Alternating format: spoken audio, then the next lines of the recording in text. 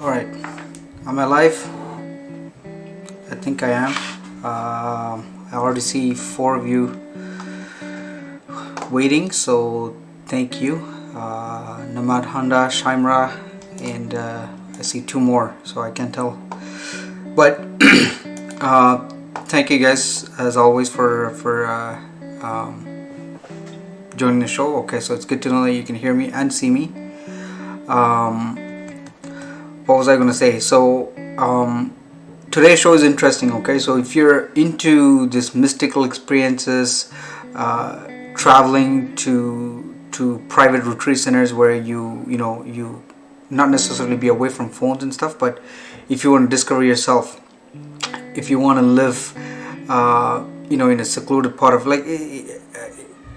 really private, you don't get to mingle with a lot of people, but you really discover your inner self. My guest today is quite interesting, a character pretty interesting in my opinion. He runs a retreat center in Bolivia where you can go spend a month, 2 months, a week, whatever it is. You cleanse yourself. There's some procedures and you partake in some activities. So I have an interview. I started pre-recording them, so I'll play that in a bit. But funny thing happened with that interview is I recorded that last week. What happened while I was recording, my software picked up his voice, but then it wouldn't pick up my voice because I didn't set this up properly and I didn't realize that I had to do it. So once I was done, I was listening to it and then I couldn't hear my voice. And it's not like I write down my questions, so it was so tough for me. Like for the next 2 days I was so stressed, thinking what the hell am I going to do. But luckily, listening to him over and over, I kind of knew how our conversation went, so I really went back and re-recorded this whole thing, and then it's ready. You guys will see. At times you might see some oddities, but again, I tried my best. He may join us, he may not join us, because he's part of an area where internet connectivity is not the greatest. So if you guys have any questions for him, I'll be taking it down and then he'll respond to us. You have his description, website and all that, so I'll play that in a bit. But before that, I want to say this weekend my daughter had her first sleepover, in a sense that it's her friend that came over. She absolutely loved it. It's her first time ever, and I know she wants to have her own sleepover at her friends, but I don't know if I'm ready or not. But I see how it is. It's quite fun. The girls had tremendous amount of fun. So if you have young kids, I think slowly I have to get used to all that. And this week, guys, I'm gonna do something different, where I think I'm gonna go live every single day. Okay, and the reason why is because I'm trying to get my watch hour covered. I recently passed my 1K mark and looks like it's stable. So on that sense, I'm quite happy. So I'm gonna try to keep up with that and see if I can get my hours in. So I have tons of videos from my trip, so I'm gonna try to see if I can edit them and have that ready for the broadcast. If not, I may just replay one of my old episodes. So it could be annoying, but if you guys are free and available, please join in and support, because that really helps with the increasing my watch hour, obviously. So if you haven't given me a thumbs up, don't forget.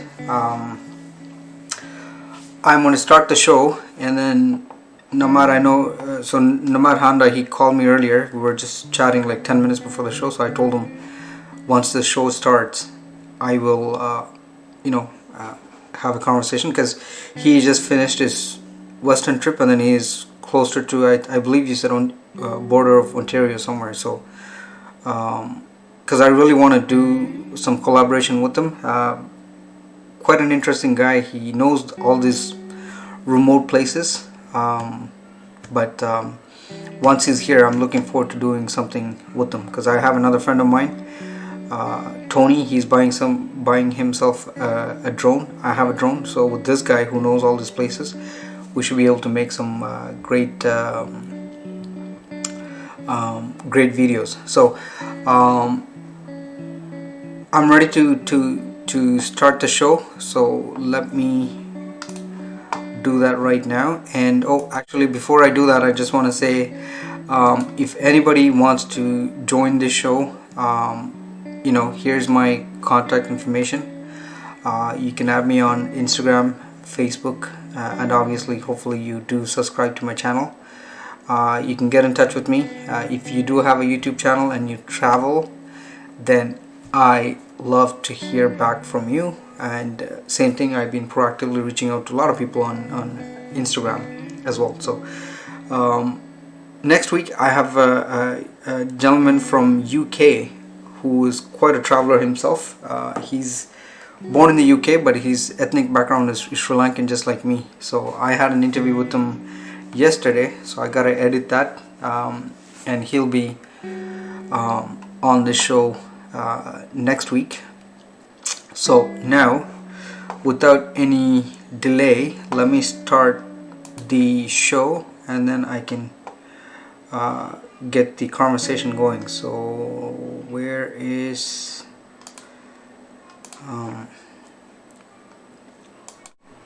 Hi everyone, and we go. So, welcome back to another Travel I'm and gonna Life mute show. myself now. And today we're going to talk a lot about meditation and really traveling to discover your inner self, peace, and all that. So on that matter, I have with me the founder of Sacha Runa, based out of La Paz, Bolivia. Why don't you tell us a little bit about who you are and what you do? Sure. First of all, thank you so much for inviting me in the program, and thank you for all the people that might be listening to us. My name is Miguel Cavlin, and I am from La Paz, Bolivia. That's where I was born and where I live. But we have two incredibly beautiful retreat centers, which have actually been destined to become retreat centers because they're located in sacred places that have been traditionally used by the native inhabitants for thousands of years, and that are destined to help people heal, connect, and blossom. So one of them is in the Andes, and one of them is in the Amazon of Bolivia. Very different locations, very different climates, but yet both very much complementary, so people can visit one and then the other. And of course, they access very different places in our psyche. Excellent. Thank you. We'll come back and touch a lot more on this. Obviously, that's the main topic, but because I run a show which is related to travel and people really exploring the world, I do have to ask you this first question of have you traveled? If so, where and how did you get into really traveling? Sure. I've been traveling since very early on. My father died when I was 12, and my mother, one of her big escapes, I guess, or solace, was to take me traveling with her. So I would, since I was 14, travel with her to various places. But that was in the regular tourism industry, on a tour bus or a boat, or, just looking at different locations, such as Egypt, Israel, and Europe. But as soon as I left the house at 18, I went to study college in the United States. And that's when I discovered my true calling. Some friends of mine took me to a place in the desert outside and nearby my college in California, where there was a very sacred place full of huge boulders with crystals on them. It's called Joshua Tree National Park. And I had I had a very mystical experience there that for the first time really opened up the veils of reality and allowed me to experience the world of the sacred. And I felt this very intense wonderment, gratefulness, and humbleness.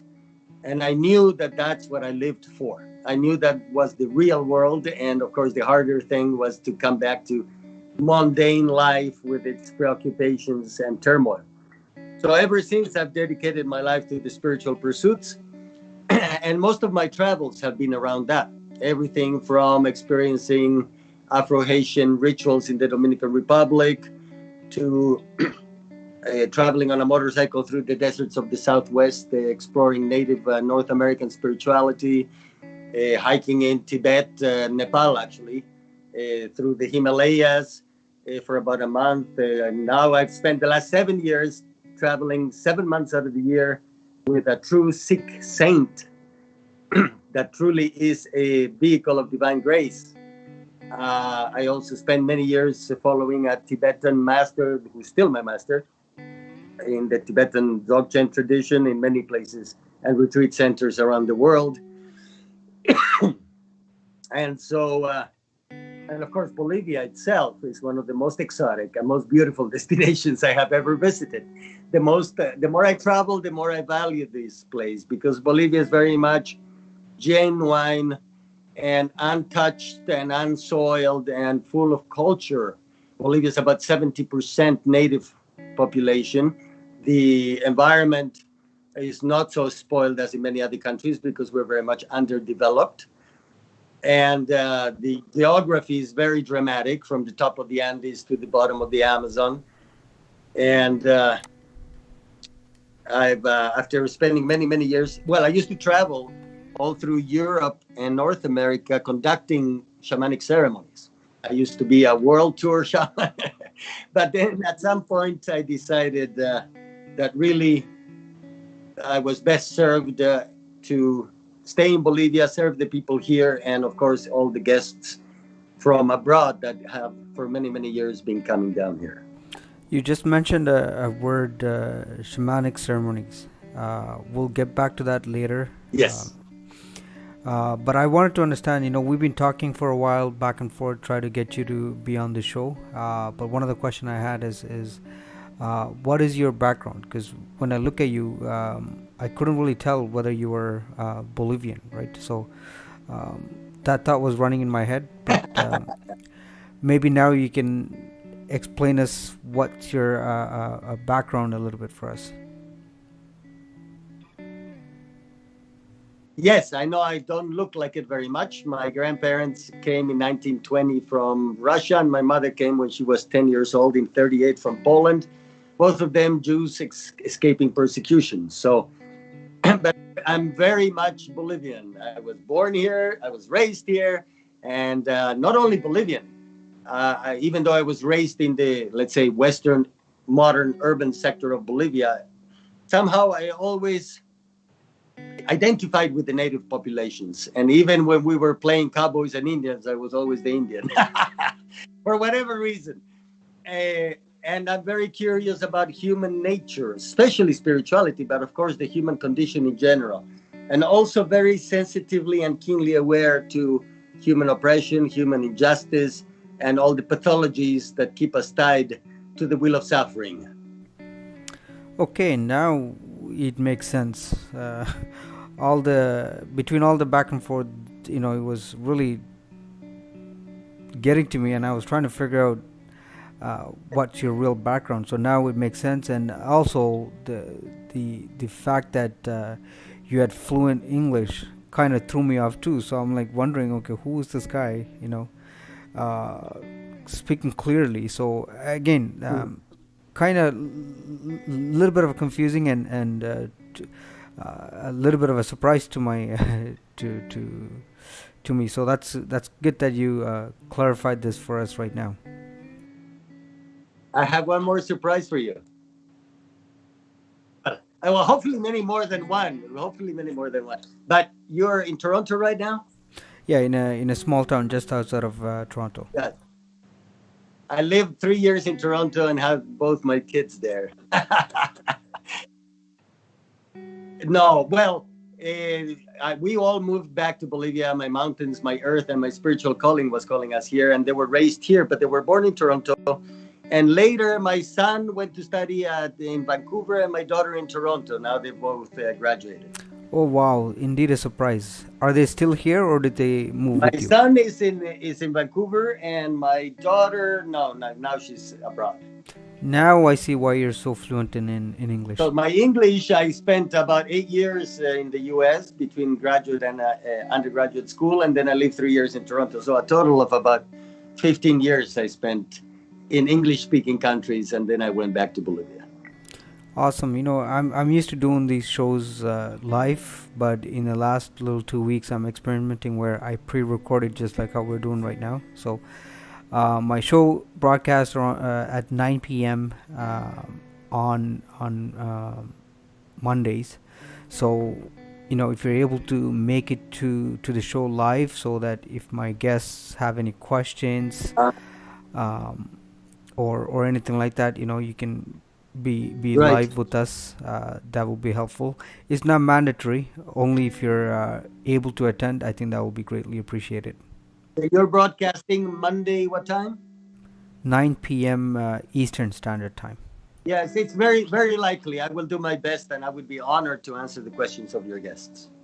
Earlier, you mentioned that you've traveled across Europe, and this is one of the questions that I ask all my guests to see if we can relate, or I can relate to, in the sense that if I've been to the same countries that you visited.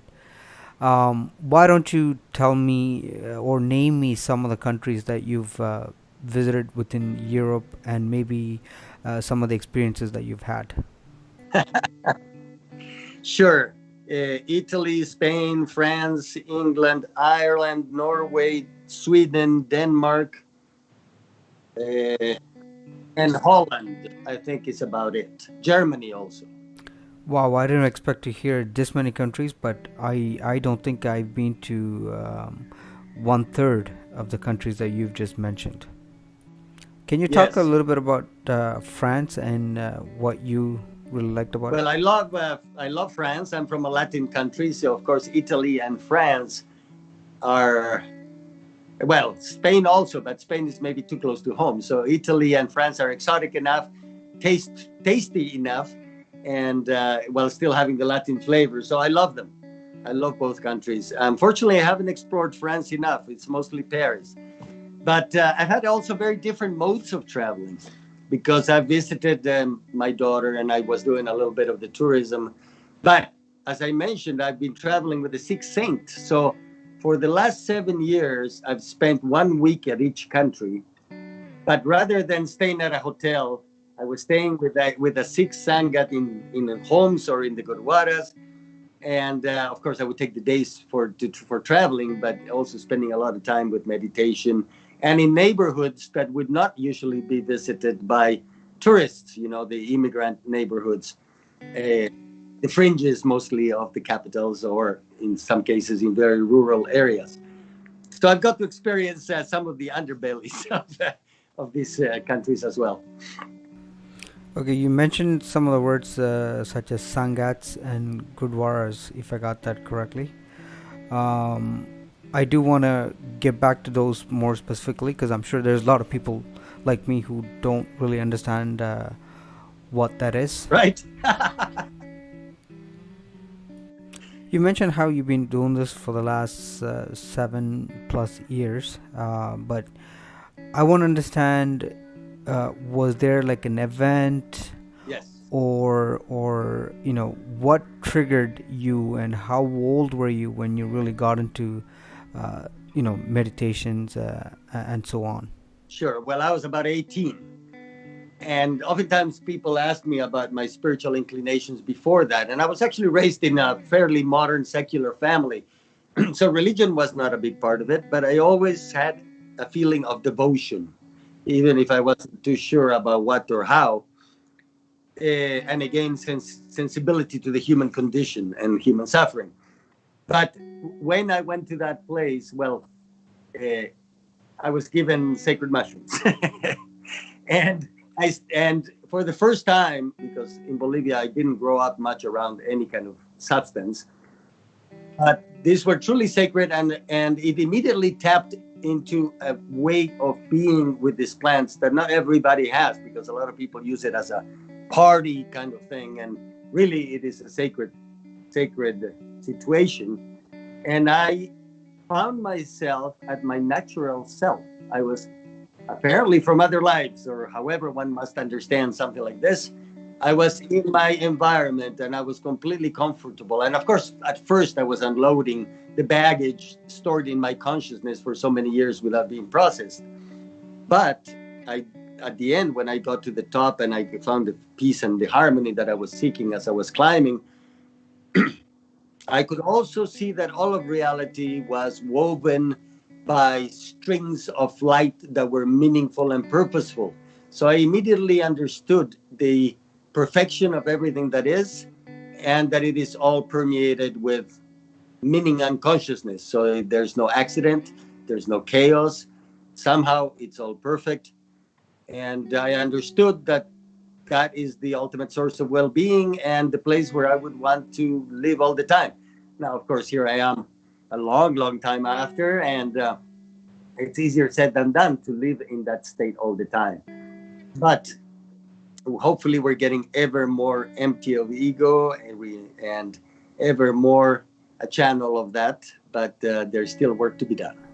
Wow, nicely said there.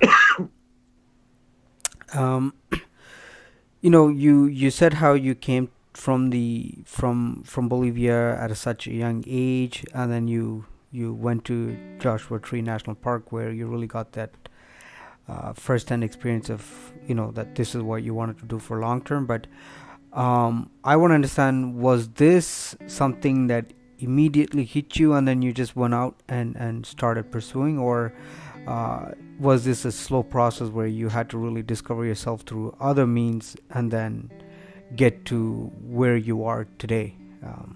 Well, both are true. It was immediate. I mean, it really was immediate. I knew that was what I lived for. And actually, for a period of about 3 years, it opened up for me a very magical time when I was having magical, mystical experiences spontaneously, oftentimes without taking anything, and also sometimes going back to that magical place. And I discovered an ancient native cave, initiation cave with shards of pottery, where I had I had many mystical experiences through that time. So it was a magical time. And when I read Carlos Castañeda the first time, I was very relieved because I found out I wasn't the only one crazy enough to be having this kind of experiences. Sorry, what's the name you just mentioned? Carlos Castañeda's books that are fabulous. I highly recommend them. But they definitely talk about a very different reality from what most Westernly raised people would ever experience or think of as possible. But there you really touch on the magical world of the natives. But in any case, at some point I knew I needed a teacher. And of course, I became fascinated with native spirituality. And I was fortunate that I was able to navigate my studies around that. So I would study philosophy or religions or Native American societies, ethnographies. I managed to find the cracks in the system because initially I was there to study chemistry. Later I changed it to economics and history. But I managed to navigate the system to be able to pursue my calling and my curiosity. But yes, at some point I thought I needed a teacher. So I took off on a motorcycle on a summer vacation with a tent, very little money. And I was traveling all through the Southwest. And at some point I met somebody and I was also having mystical experiences along the way. I met somebody who told me I had to meet this one person. And so I went to the Southern Ute Sundance, where I was to meet this person. And that was my first teacher. And when I met him after the dance, he was in a sort of medium-like state. And as I mentioned, my father had died when I was 12. And really, I hadn't been thinking much about him. I was too busy with reality and studies and college. But my father came through this man. And I felt like he very much had given me the seal of approval for the path that I was taking. And he became sort of my spiritual father ever since.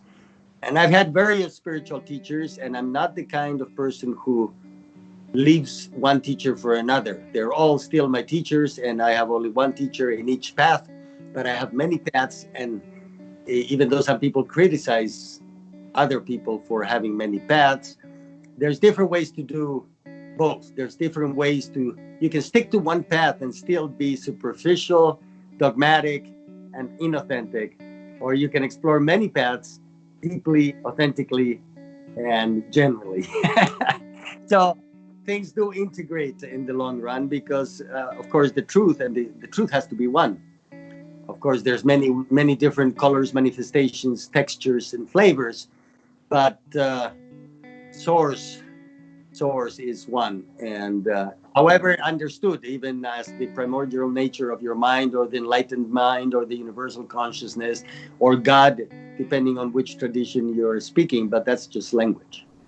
Okay, so it's clear that it's not something that you conceived immediately and then you settled in Bolivia. So it was more like a journey that took you around Sure. all these different experiences and travel before you actually came in and settled down in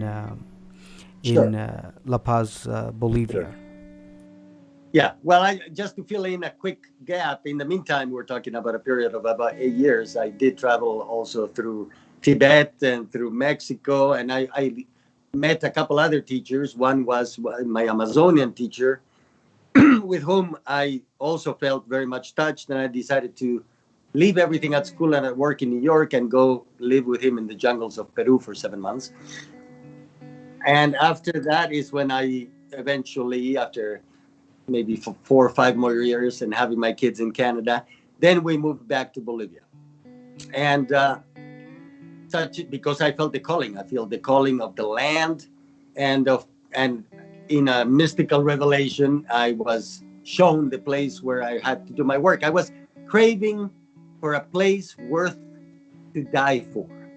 That's how I felt. I wanted to put roots and be somewhere that it was worthwhile to die for. And I did. I was given this vision, and I was given this place to take care of, and it's truly magical in front of the most beautiful sacred mountain in the Bolivian Andes. And we have started Sacha Runa, which means in Quechua, there's actually an ethnic Quechua group in Ecuador that go by the name of Sacha Runa.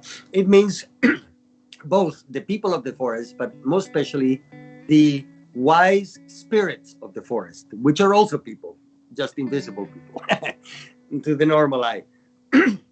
But the Quechua who go by the name of Sacha Runa, I was very touched because they blended the knowledge, ancestral knowledge, connecting them to the truth, to the source, with a very courageous and creative engagement with the modern forces. They applied their knowledge of the plants and the traditions and the spiritual world to engage with the forces of modernization, oppression, or whatever economic realities and political realities they had to face, in a way that was creative and that freed them from the bonds that with which modern societies oftentimes enslave people.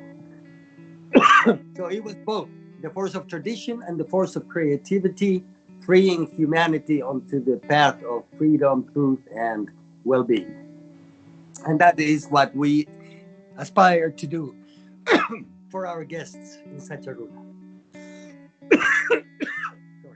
Wow, that's absolutely incredible.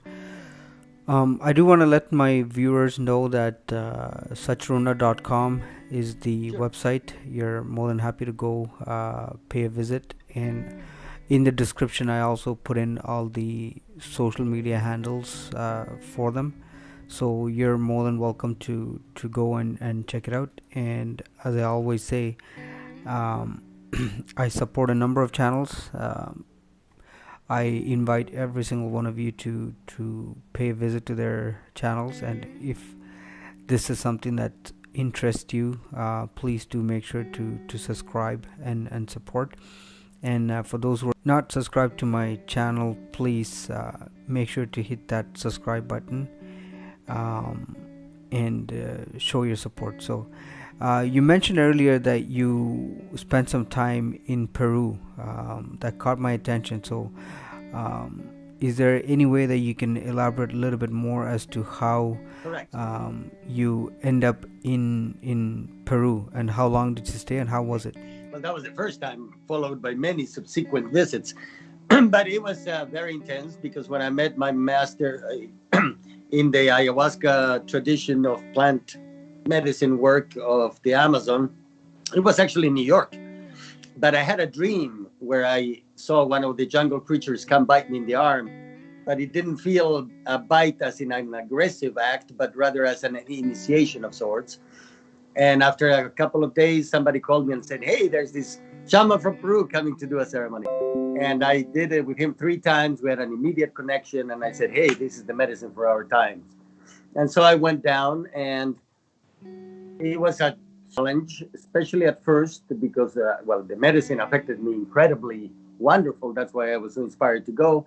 And when I arrived, before arriving, I came to Bolivia to visit my family, and I almost died in a car accident. And that sometimes is a great telltale. When you're going off to do a great leap in your spiritual growth, oftentimes huge obstacles will appear on your way. But I wasn't deterred, and I did go.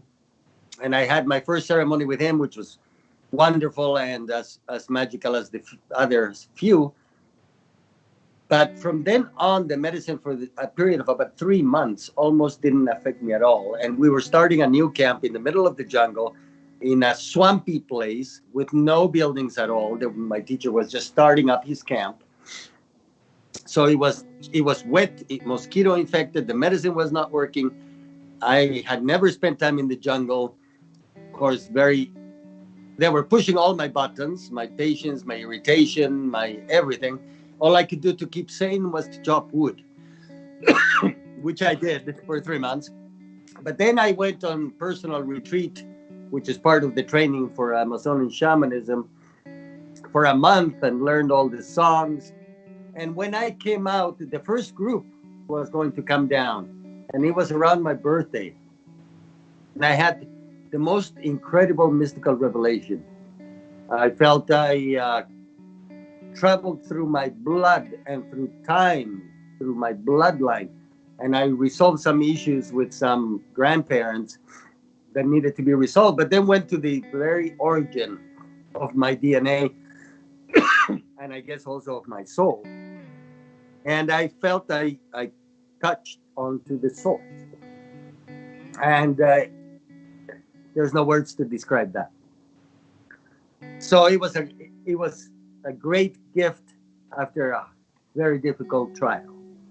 And so after that, when I came back, I was already authorized to start running ceremonies, which I started in very small groups.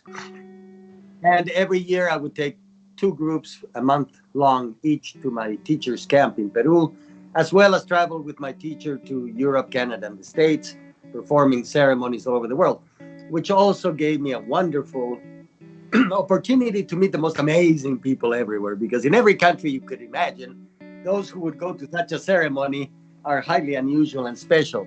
So we would, again, not be in hotels or in tourist places, but we would be hosted by these people and in meetings with other congregations such as this, of very colorful, wonderful characters, playful characters in some of these countries.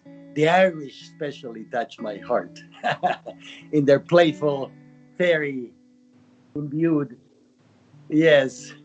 It's interesting that you bring it, because someone like me, when we travel, I think right away we just need to be in the main touristic areas and do the most touristic stuff. We don't always think about going to see the locals, or really finding out. So that's a different side. And we also need to be connected, with the internet and stuff. So when the guests come to your center, tell us what we can expect, and do you encourage your visitors to disconnect from internet and all that, or you let them do it? How does that work? Yes, well, our services start at our retreat centers, but of course we coordinate people's arrivals. We send a taxi to pick them up.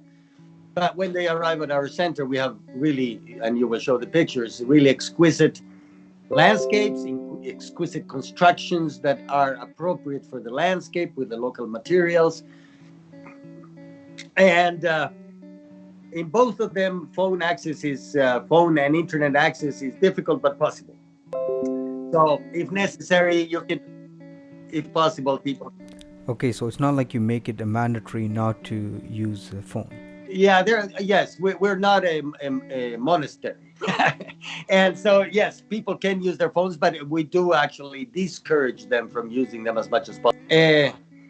And now there's many different kinds of retreats. Sometimes people come for 3 days, 7 days, 10 days, 15 days. But the lately, especially because of COVID, uh, I personally, well, I've known for a while, and we can speak about this later. But we had a mystical experience in our sacred chamber with the revelation of the condor and the eagle prophecy, and this was about 8 years ago. That really led me to know that now is the time that what we call the Messiah, what we call the new earth, the new heaven, which also exists in Indian culture, the end of the Kali Yuga, the coming of the Sat Yuga, and in South America, the Pachacuti, that was really happening now. We're in the transition time. And of course, the possibility was always there, but now in this time more than ever, it's available to all of us. It's available and wanting. The whole universe needs us to make this transition. Otherwise, we're going to end up like the lemurs jumping off the cliff. So, so, and now with COVID, it what I always knew, that the way that life was being lived and promoted and normalized in societies and modern economies and modern political systems was truly unsustainable and unviable. And therefore, I think this is a calling, a wake-up call. And hopefully, so many people will listen to this wake-up call and not have to wait for 9 more plagues like they did in Egypt in biblical times. So I feel that many people realize, and also many people lost their jobs, are quarantined inside 4 walls. So what better way to spend a quarantine than to come to the jungle or the Andes and take great leaps in your spiritual work, unload your burdens, connect to source, be inspired, find your life's purpose, and serve others. That's the greatest way to use your time in this opportunity. It's interesting that you mentioned COVID-19 because cases are rising up in every country, and again, travel restriction is still in effect. But you mentioned that Bolivia is open. So tell me some of the guests that are really, from where are they coming? Yes, most countries are closed, but we have gotten our first group, who is already in retreat. Some of them already a couple of months. As of October 1st, they've opened up, and we have received people from Europe, from New Zealand, from Australia, from the United States, and one from Canada, and more are coming. So it's an incredible situation because Peru is also closed, which is usually the major tourist spiritual destination in this part of the world. But for now, Bolivia is open, and we are here, and we are welcoming, because what I didn't mention is that the call we put out was for people who really are committed to the spiritual growth. So we put out a offer at 1/3 of the price for people committing to 3 months or more. So really, people are coming for 3 to 5 month retreats, as well as the regular offerings. But actually, everybody came down for that retreat because they're willing to do really a special, dedicated time of 3 months or more. You guys taking booking through sacharuna.com. If you scroll down to your website, there's direct contacts for you and all. And you guys also happen to have a great reviews on TripAdvisor. So it's not like you're I don't want to say new, but you're obviously experienced in what you do and the services that you offer. Now, how does this work? Is it work by only one person coming at a time and spending time, or do you take bookings in large groups, or do you do a mix of both? How does that work? Yes, well, really, yes, only one person can come. Groups can come, and our pricing is very much fair, and a lot less than. See, Peru has gotten crazy, and people are charging sometimes 10 times more, which is ridiculous. But on the other hand, we do need to survive and maintain these beautiful places. So the rule of thumb is about $100 a day. Although it depends on the circumstances, we are also very considerate. So that's $100 per day per person, and does that include all the meals and everything else? The therapies, the ceremonies, the stay, the meals, everything. So if you're coming for a 10-day retreat, it would be 1,000. If you're coming for a 30-day retreat, it would be 3,000. But but in this special offer, we have made it so that it's 1,000 a month. So it's a third of the price. But you have to come for 3 months or more. Oh wow! Let me just make sure I got this correctly. So it's $1,000 a month. That's the special offer. 1,000 a month, so 3,000 for the 3 months. Yes, and it helps us to run and survive.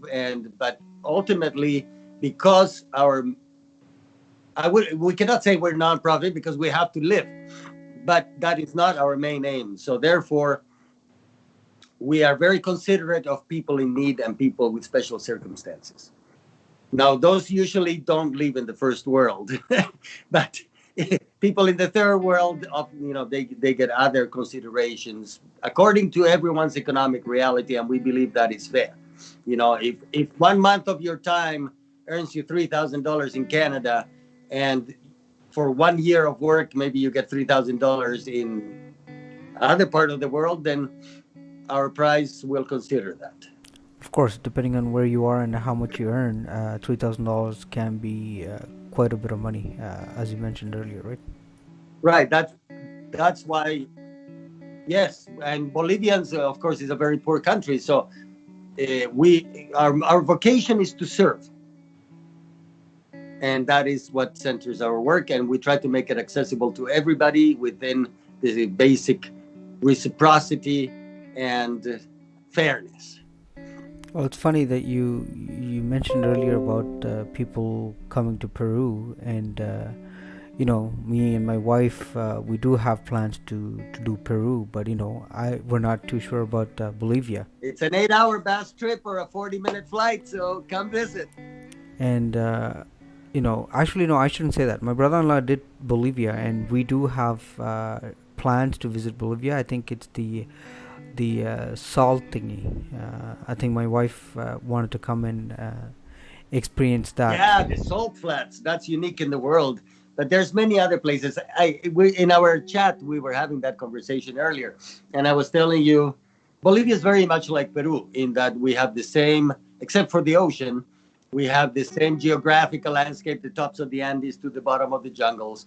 We have a similar ethnic makeup, although Bolivia has more percentage of the population being native. So it has a lot of the same attractions as Peru would, minus the 2,800,000 people that go to visit Peru. So Bolivia has, very much fewer tourists. So in some ways, it's more genuine, more authentic cultural experience, less mercantilistic and commercial. But of course, Peru is beautiful, and I definitely recommend everybody go there also. But do come to Bolivia because it's worth it. It's the best kept secret in South America. What is the meaning of shamams? And I understand you have a few that works for you. So explain us about that.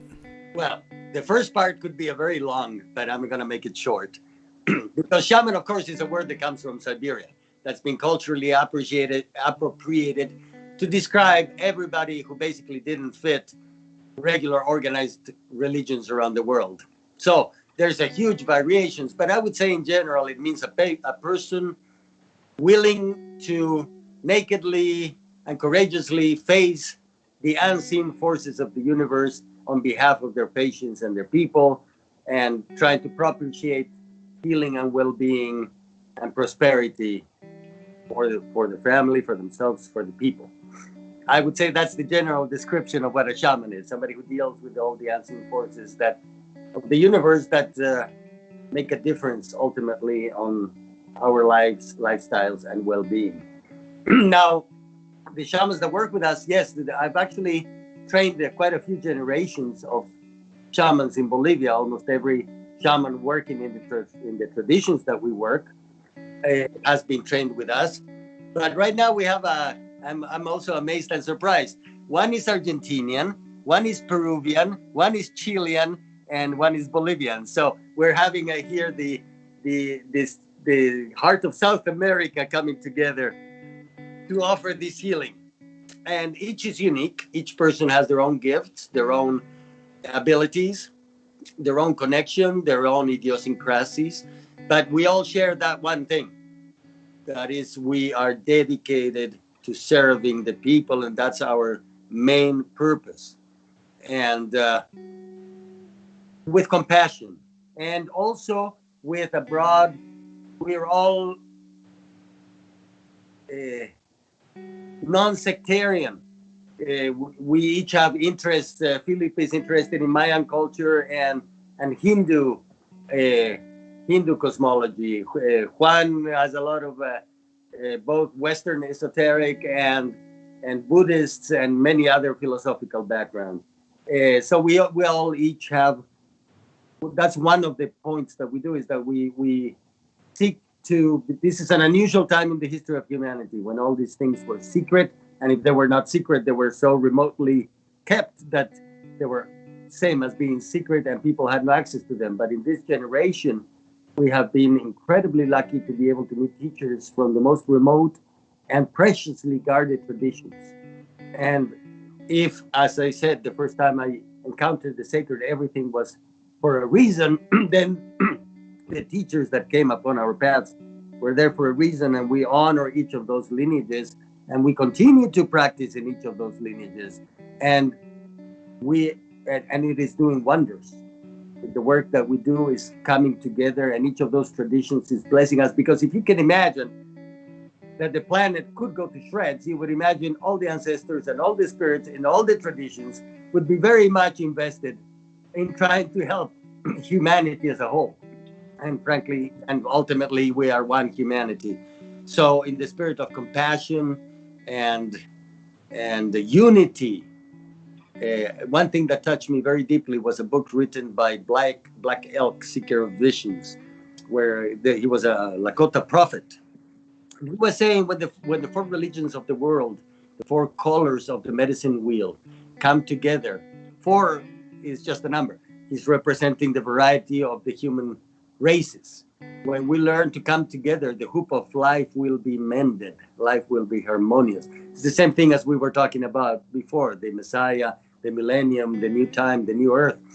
Well, it has to start with humans respecting and loving and having fun with one another. And that's what we're doing. So do these shamans stay with you year round, or do they, let's say, take a vacation or a break? Oh, well, they're most of the time with us, and yes, we all need to take a break sometimes. You got two different centers, one in the Amazon and one in the Andes. How can someone like me figure out ahead of time which one to try, or do you give an option where we come down and meet you and then we can try both centers? Of course, that would be my first answer. Try both. If you have the time, it's worth it. And not only are they very different, they're very complementary. And what I tell people is this: visualize yourself going to the top of the mountain. Now visualize yourself going down to the bottom of the valley. And then you will know where you want to be. But each holds a secret and a gift for your spiritual growth and access your psyche in very different ways. So really it's worthwhile going to both because they're complementary. Just like we work with sacred entheogenic medicines, one from the Andes and one from the Amazon. They're also very complementary. They say like the mother and the father. They both want to educate you. They all both want the best for you. They both sometimes give you a good whipping when you're not behaving. But mother and father deal with you in extremely different ways, right? So it's the same with the Amazon and the Andes. The snow evaporates, the clouds run, the rain falls, the river takes it, and it gets to the hot jungles and it evaporates again. The wind carries that and it snows on the mountain. So it's really one environment working its magic. I'm sure you've been doing this for a number of years. I'm just curious to know, what about your previous visitors, guests? Do they stay in touch with you? Do they come back? What kind of experience do you have with them? Oh, yes. Yeah, many, most, many. And some have become truly brothers and sisters of a tribe. They are, some of them, like in everything, there's souls that are very akin. And so, yes, I have many people I love and that love us and that we had a special bond developed with. Now, I want to ask you this question. Like, mainly when you talk about travel, a lot of them travel solo. A lot of them, like me, loves to travel with family. So, does your retreat support visitors with the young kids, and how does that work? We have had people come with kids. It can be done with kids. We welcome kids, but not every father and mother is willing to delve very deeply in their spiritual growth while taking care of the kids. So we had a couple, for example, from Spain. They did wonderful job together, and they would take turns doing the ceremonies. One would take care of the kids, the other would do the ceremony, and the next ceremony they would take turns. And but they had a very profound time together as a family, and it was great. It was wonderful. You talk about the experiences and the medicine that people take. Why don't you explain me what does it mean to be in your retreat center and really Sure, cleanse? sure. And what can we expect? Like, Yes, what is this experience going to look like? sure. Well, in both traditions, the Andean intake of the magical cactus of the Andes, which many would think of as the father in the equation we had just talked about, and the divine vine from the Amazon, which is actually a combination of different plants, but it's also an entheogenic brew, and many people think of as the mother.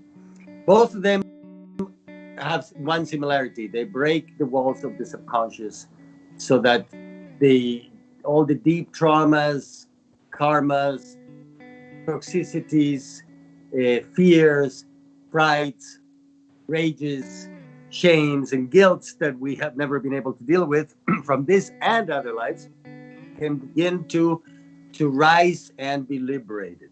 So they are both intelligent, powerful, and benevolent spirits, at least in the way that we work with them, and also in the way that we work with it because of what I mentioned to you before, and the Condor and the Eagle prophecy, all of that.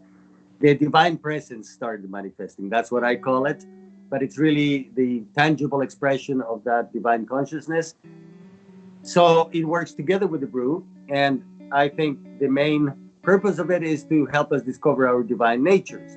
But of course, we are so full of thick veils that prevent us from truly knowing our truth and our divine natures, which have always been unsoiled and perfect within us, that we have to unload first some of these masks, armors, scabs, and wounds that we carry. So oftentimes we will be faced with what is by definition uncomfortable sensations, scary sensations, shameful sensations, guilty sensations, difficult sensations. And oftentimes we'll have to throw them up. I'm sorry to be so graphic, but it's actually a perfectly natural way for the body to get rid of what is harming it. And it is not that the medicines are toxic and that's why you're throwing up. No, the medicines are sacred and they are helping you to throw up the negativity that is both physical, emotional, spiritual, or mental. And so most everybody comes out better. Now people have again a journey for 4 hours. The ayahuasca is 4 hours. The San Pedro Huachuma medicine can last 10 hours. And sometimes people spend the whole time suffering.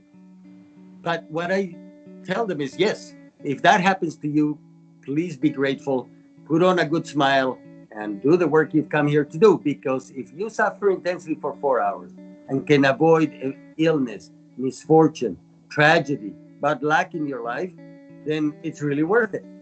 But of course, it's not as gloomy as it sounds. Really, there's the other side, which is full of blessing, wonder, and magic. And most people experience both. Sometimes they have to experience one that is just delving into their sickness. but then they get to experience the light. Some other people start seeing the beautiful things and then delves into the awful parts of themselves. We all have that, and but yeah, no, I was just going to say the wonderful part of the blessing side is beyond words. I mean, some people see their dead relatives. Some people fly through the cosmos and the stars. Some people become ants or fish and are swimming with them. Really, the possibilities are vast and endless. So you have to be really open-minded about this in a way, right? Well, no, you have to be courageous and honest, because the open-minded part comes after you take the medicine. That's what the medicine is there for. Is there any type of prerequisite from someone before they come? The only prerequisite is really to be earnest about your spiritual growth, to come with a sincere intention to heal and connect to your truth, and to be willing to face yourself and to surrender. So, yes, it's difficult work, but you have to be courageous, you have to be patient, you have to be humble, and you have to take a leap of faith. Those are the only prerequisites. Otherwise, the range of people that comes, you would not believe. I mean, some are educated, highly powerful people. Some are very humble, non-educated. Some are old, some are young, some are sick, some are well. There's really the full gamut of the human experience. Okay, we talked about this quite a bit in the beginning too. We're under a COVID-19 situation where traveling is almost impossible, right? Especially with the cases that are rising now, it's really hard. But I know you mentioned that Bolivia is open. I'm thinking, what can someone who works, let's say from home, who has the capability of bringing their laptop with them, and they want to come and spend some time with you, like, do you offer an option where they can do their work, and then when they're done, they just shut off the laptop and then just follow you through your Yes. meditation and whatnot? Yes, it's possible. It's not ideal. It's not like the word retreat means you sort of extract yourself from your regular schedule and your regular environment. But yes, of course. I always say it's better that you come than not come. It's better if you can stay longer than staying short. It's better if you can retreat and not be engaged in work. But it's always better to do something than to do nothing. So, of course, we all have to work with our circumstances. And if your circumstances allow to stay here for many months and work, then why not?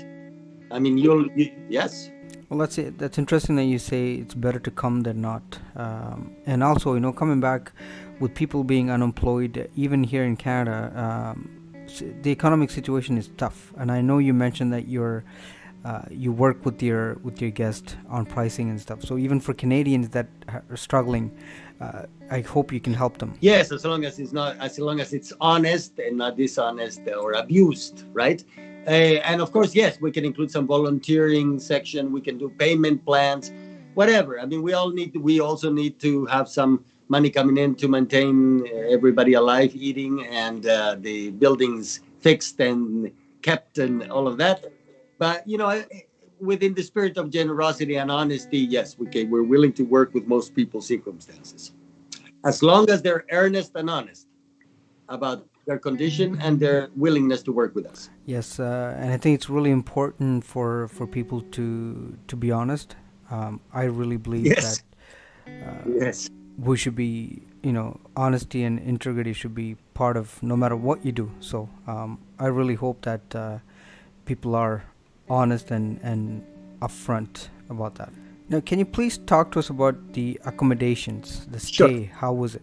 Sure. In the Andean camp, we have 3 double rooms, 1 matrimonial, well, 3 matrimonials, and we have 4 sextuplets, like dormitory style, with 6 beds on each, shared bathrooms.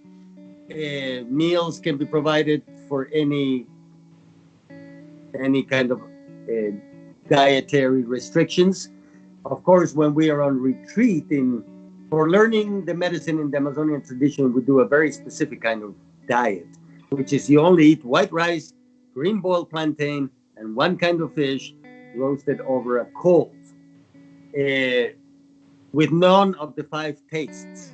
So no salts, no sugars, no acids, no spices, no astringent, and no oils, no fruits, no vegetables. It sounds easy. Some people say, "Oh, I've done a 10-day juice fast," but it really is a lot harder than people expect.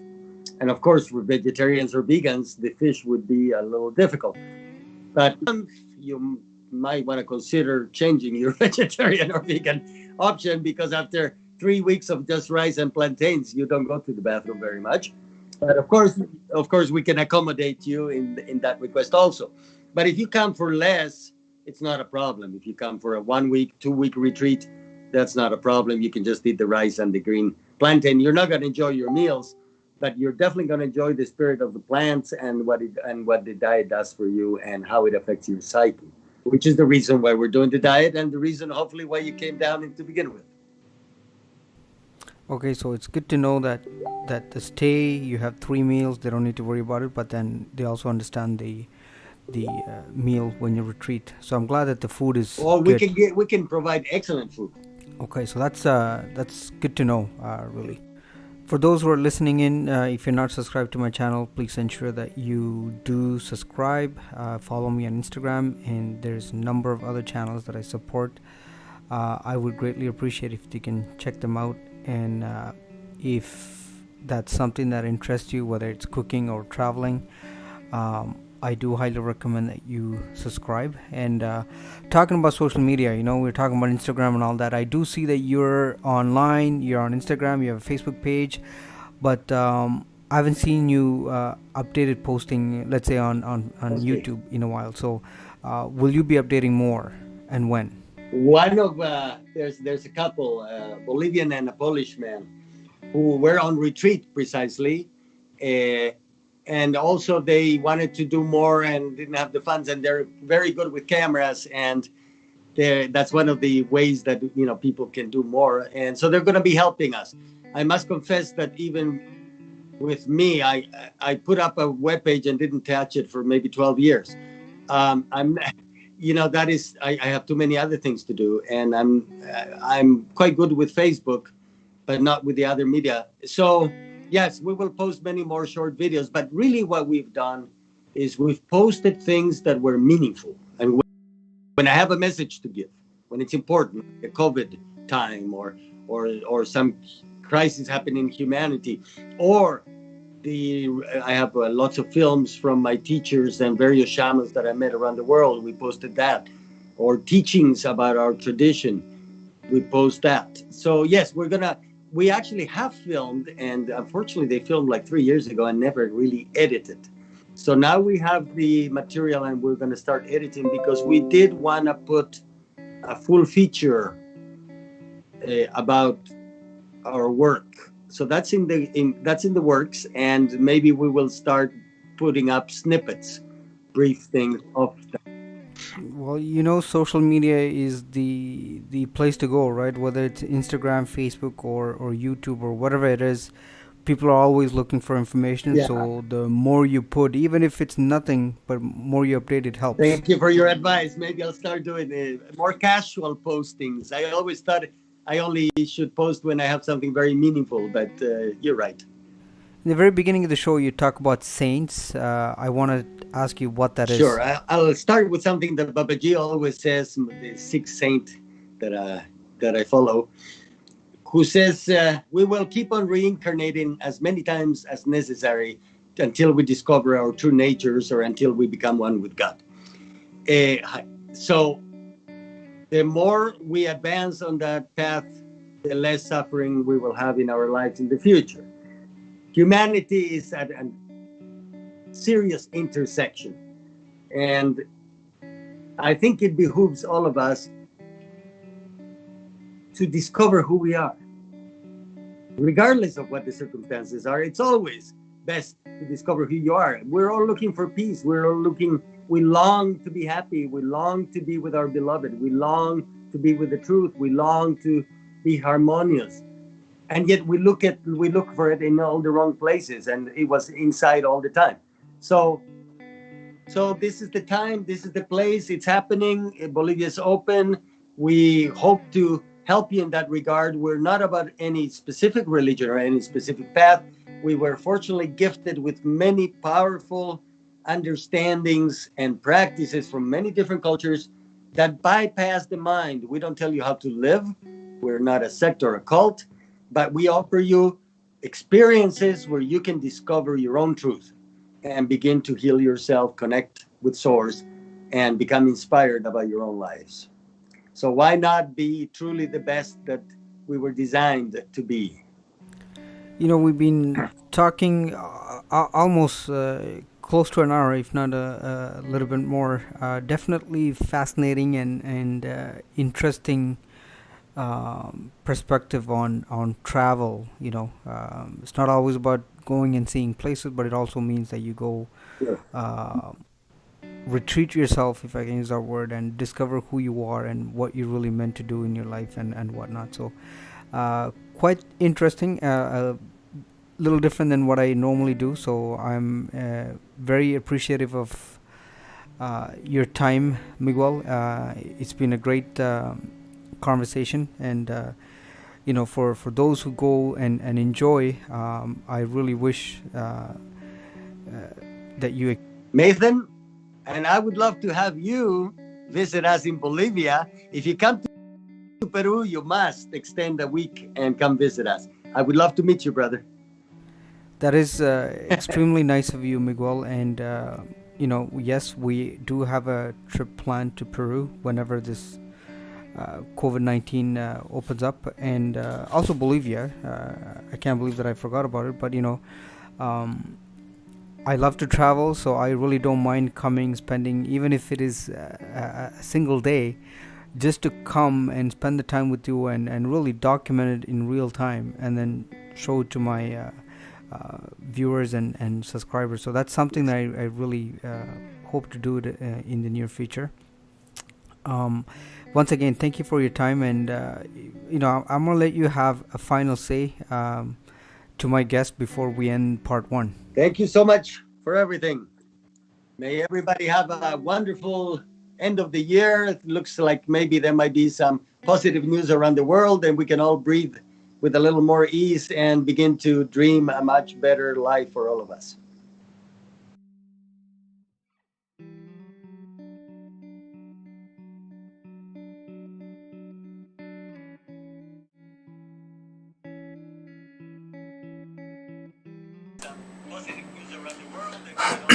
All right. Well,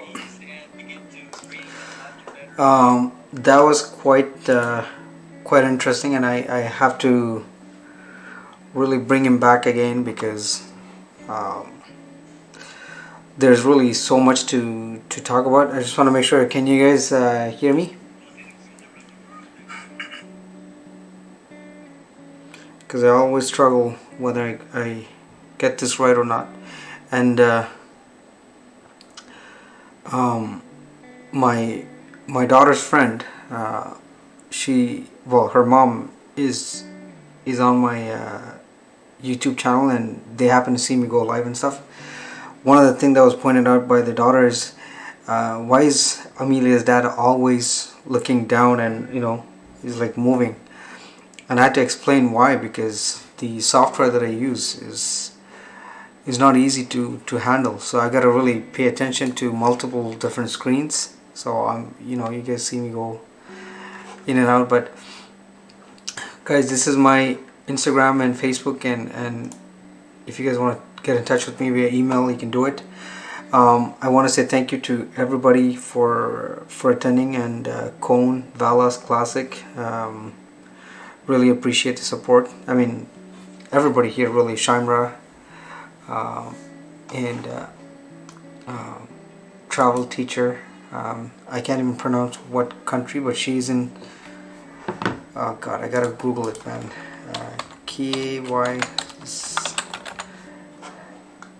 Kyrgyzstan. I hope I say this right. Anyways, so she's all the way from there, and then obviously we have lots of folks from the Philippines. So again, thank you. And I was saying at the beginning of the show, I'm gonna try to do live pretty much every day of the week, and the reason why I'm trying to do that is I'm going to try to see if I can get the watch hours to go up. I do have a ton of brand new shows that I can edit and put it, but again, you just have to find the time. So I will either do that, or we started going live in the beginning casually, just like that. We didn't really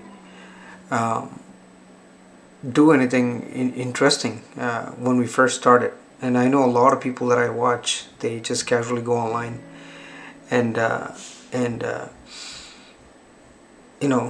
entertain whoever joins the chat, and it really helps with your watch hours. So I think I'm gonna try doing that the entire week. Before I didn't have a problem just randomly going online, but since I started doing the show, I always think that, oh my god, I gotta have like a show style or it's not worth it. But I still remember the first time I went online, I didn't have much to really talk. There was nothing planned, so we went along with the flow. Whoever that was joining, you would say hi, and then whatever question that they had, you'll answer it. So that's the plan. Tomorrow could be something different, where we're gonna put the Christmas tree up, so I may broadcast that live. So tomorrow could be slightly different, but I gotta figure out how to set up my cameras to point at my living room while I do that. So that's the plan for tomorrow, but I'm not sure if that's going to happen tomorrow. If it does, then great. If not, I'll just come online casually and chat away. Cone mentioned earlier how he had overtime, so thank you, sir, for taking the time. Vala, Shaimra,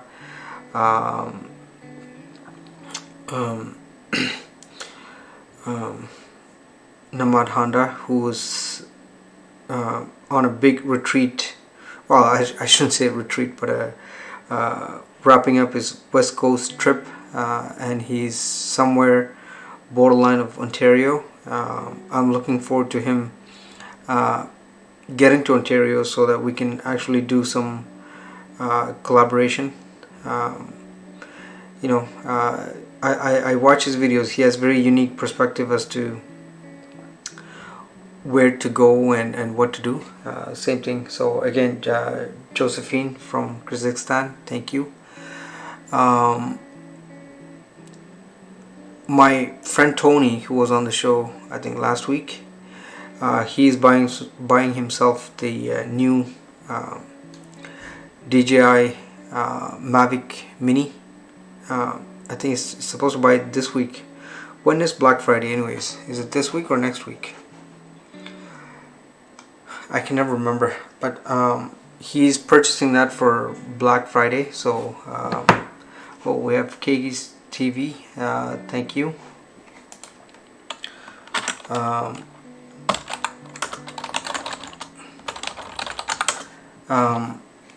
What was I going to say? So he's buying that.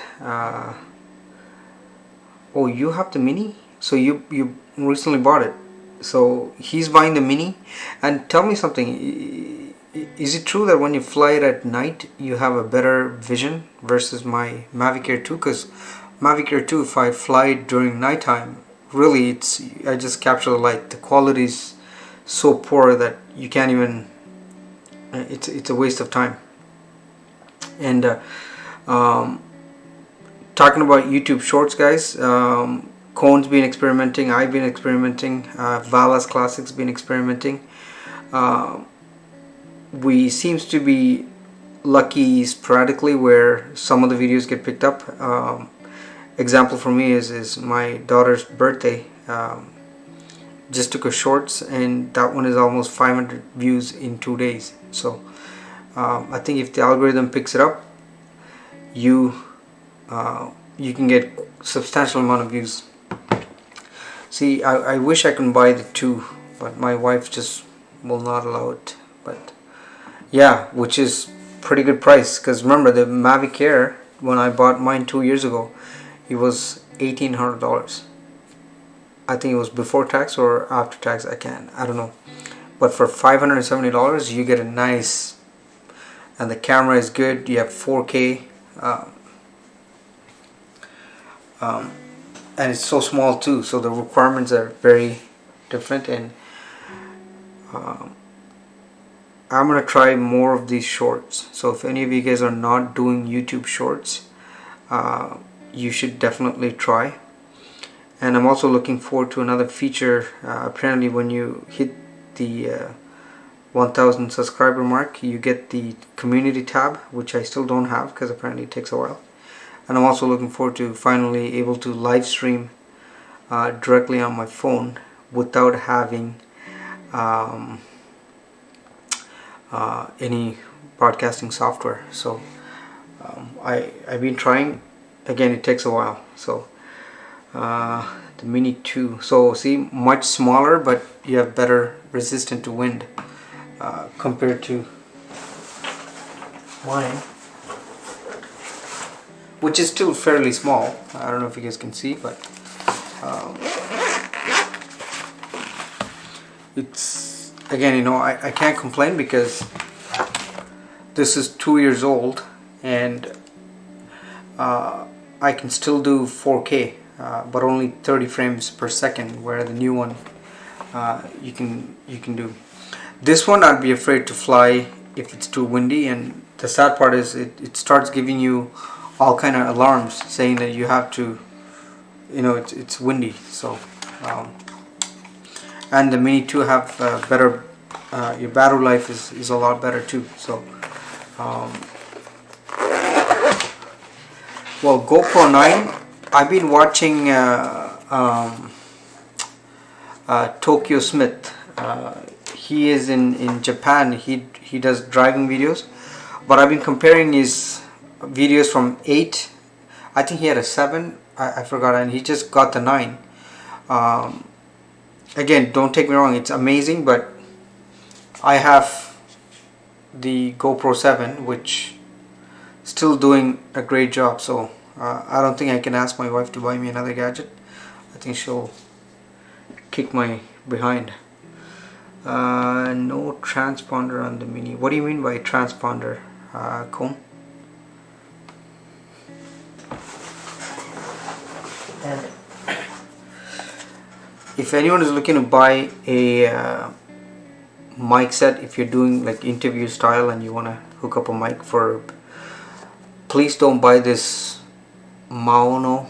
I bought this for $40 on Amazon. I used it twice. I tried to use it last week for the 3rd time and it stopped working, and I have no warranty, so this is garbage. Make sure you don't buy it. I like the fact that because it's small, you can fly it anywhere, but I don't know what transponder means.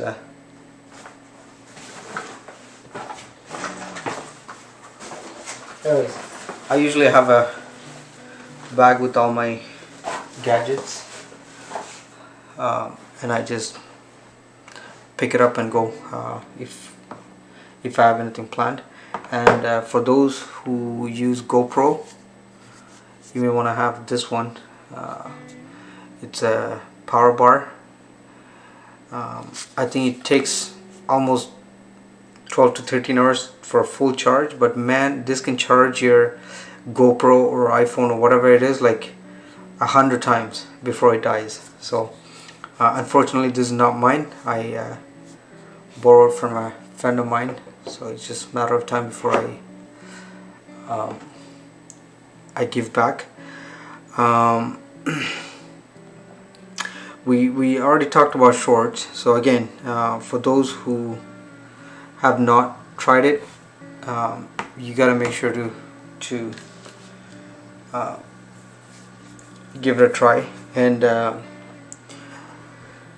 I have an idea of vlogging, like you can do like a short vlogs under a minute shorts with anything related to Christmas. Obviously Christmas is around the corner. Like today I just went to, I don't know if you guys can see, but I drove around my neighborhood and captured some Christmas lights. So I'm thinking of doing like, oh man, I hope you can see it. I'm gonna do like under a minute shorts, like one every day. Try to see if I can keep up with these. Yeah, you can't really see. I can see it, but fly. Actually, the Mavic Mini Fly Me More combo comes with a charger that is better. You can use it as a backup charger to charge other stuff too, like the phone and camera and all. Every drone over two. Yeah, so see, that's a problem I had with mine, because it's beyond that minimum weight. I had to register it. So with the Mavic Air Mini, you don't have to worry about it. And I think, I could be wrong, but you can take off literally from anywhere other than the airports and whatnot. So that should help.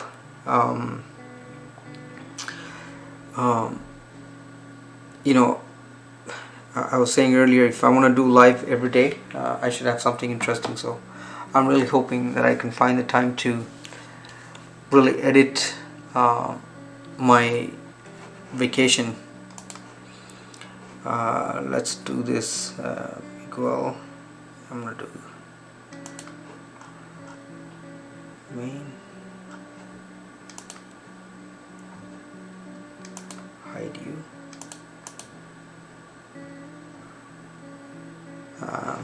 Anyways, now that I'm trying to learn how to use the studio version of OBS.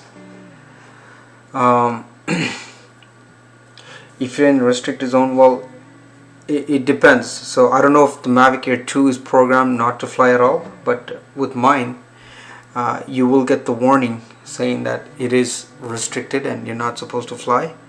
But then you can just say ignore it, and you have to just accept the fact that if law enforcement reaches out for the information, they will share it, and if you say yes to that, it will let you take off. At least for me it does. Maybe the new one they changed it, I'm not sure. So the Mini will not take off. Are you sure you don't have an option to override? Because I think you may be able to override it, if I'm not wrong. Authorization required. Oh wow. But again, you know, you don't want to fly somewhere where you shouldn't fly, but if you want, look it up to see if you can override it, because sometimes when you're up north, they randomly have restriction, which to me just doesn't make sense. So I want to be able to fly as high as I can, right? Especially if you're way away from all the main. I was trying to take off in Calgary by the airport.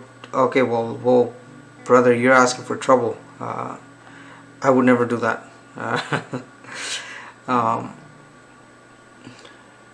In home. Well, you have what, 5 mile? Is it 5 miles or 5 kilometers? I think it's a 5 mile radius, right? Because I know at my workplace I'm very close to Pearson International Airport, and if I try to fly, I get the warning, and like I said, I can ignore it, but you don't want to get a ticket. I don't know if you guys remember the guy who flew the drone during the Raptors parade last year. I think Transport Canada gave him a hefty fine. So you just don't want to be in that situation. Not by the way, I never had any problems. No in home by the airport. Yeah, I'm not sure. You can override. Yeah, you can override the on the Mavic Air, but I don't know about the Mini. Like I said, they shouldn't be restricting you completely, unless that's a new mandate. But I will highly doubt that. You're allowed to get yourself into trouble if you want to. Yeah, anything with DJI, you have to register. They have your information, so that's why if law enforcement reaches out to them, they know who it is and they'll give you everything. Yeah, you have to. There's no way of getting around it, because you know, you could try to be a random guy, try to crash into a plane, right?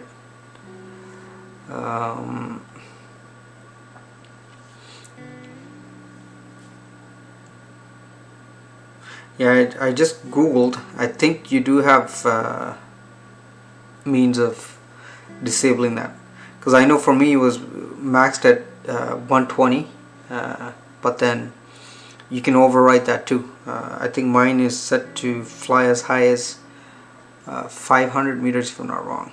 I remember being at the cottage last summer. I was able to fly my drone I think a little beyond 500 meters. I have them on my page actually, if you guys want to see it.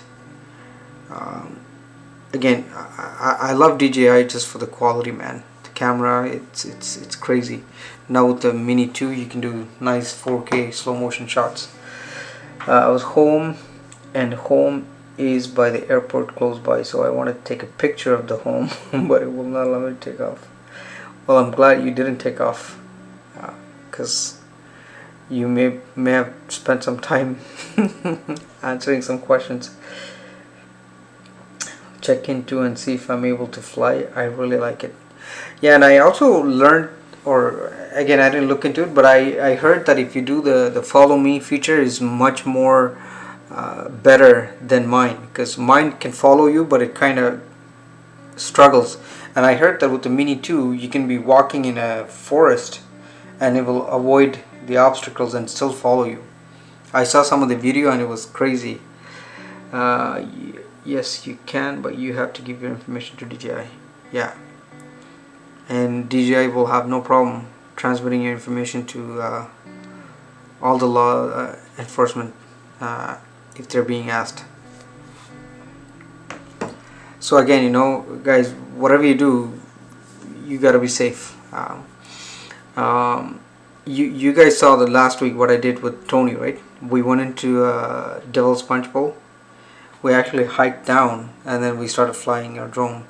He's unfortunately, I don't know what happened, wouldn't go beyond the 10 meter mark, but I was able to fly mine.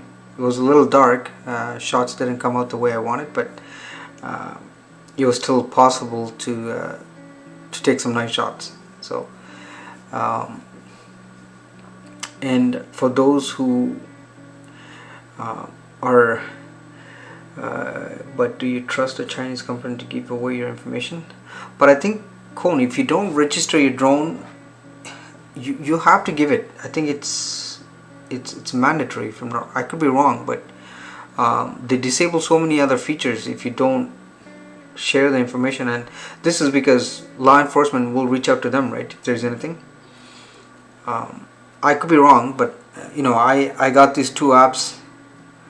I got the gimbal and I have the drone app for the last 2 years, so I never really looked into it, but I'm the type that if I need to get something done, I don't care, I'll do it.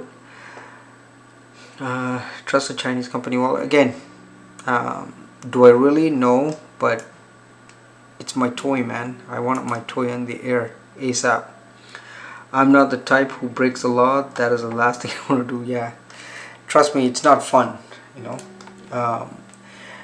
Earlier of the year, when COVID-19 kicked in around March, when everything was shut, I went to the falls. It was dead and there was no helicopters, nothing, and I was able to fly my drone and take some amazing shots. You know what, maybe I can show background. No. Maybe while I'm talking away, what I'm going to do is where is this color display capture? No.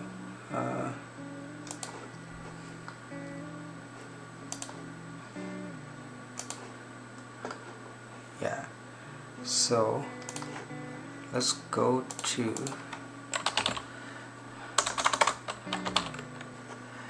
but you know, even then I was very scared because it did give you the warning about not flying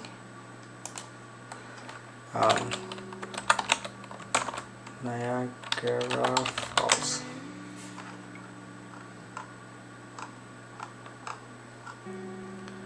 And trust me, that's one heck of a scary. So let's go.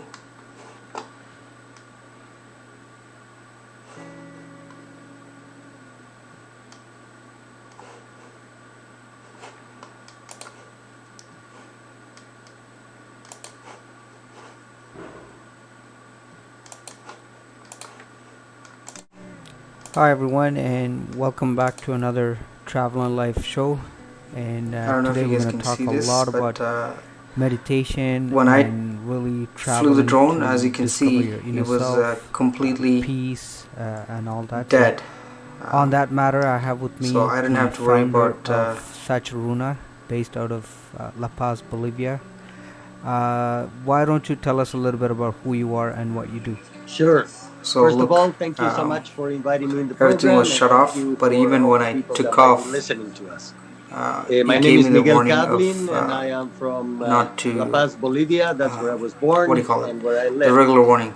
But we That's one of the have two busiest street, man. Can you incredibly believe how beautiful dead it retreat used to be? centers, which have I know it's not any actually better now, but it's way better than been this. destined to become retreat centers because they're located in sacred places that have been traditionally used by the native inhabitants for thousands of years, and that are destined to help Well, at the way things people are going, heal, connect, I'm thinking next and year there won't be blossom. any international travel So one still. of them is in the Andes, and one I of will them end is up in the Amazon of doing West Bolivia. Coast, East Coast, Very or I'm different thinking locations, very different doing climates, and but yet Yukon both very much up complementary. north. I So don't know. people can visit one and then the other, and of course they access very But different look, places in our psyche. look at all Excellent. the empty Thank parking you. lots. I mean, we'll come back and touch a lot more on this. Obviously, that's the main topic, but because I run a show which is related to travel and people But really even then, exploring the world, flying here, I was scared I still do have to ask you that the this Americans will first screw me question over. of But I stayed, have obviously, you well traveled? If within our so, side. where and But how did you get into really traveling? Sure. I I've was been actually traveling supposed to since go very here early today, on. but My I just couldn't do it. father died when I was 12, and my mother, one of her big escapes, I guess, or solace, was to take me traveling with her. So I would, Well, since you're I was lucky, man. 14, I think travel you with went her to to various BC, places. so But that I'm was sure you in have the regular ton of tourism videos. industry on a tour bus or a boat, or, I have to finish up just all my looking at different locations, such as Jasper Egypt, and Israel, and Banff trip, Europe. and then I still But have archives uh, um, as soon as I from my left the trip to house at Europe last 18, I year. went to study college Still in the a United ton of videos. States. See how empty it And is? that's when I discovered my true calling. Some friends of mine took And me to a imagine I was place in the scared desert outside to fly, nearby my college in even in California, under this condition. where there was a very sacred place full of huge boulders with crystals on them. It's called Joshua Tree National Park. Anyway, And I had so this let's first, go. Just yes, click I had a F5 on very 8. mystical experience there that for the first time No, I don't want really it. opened up I the want veils of this reality and allowed. transition. Um, anyways,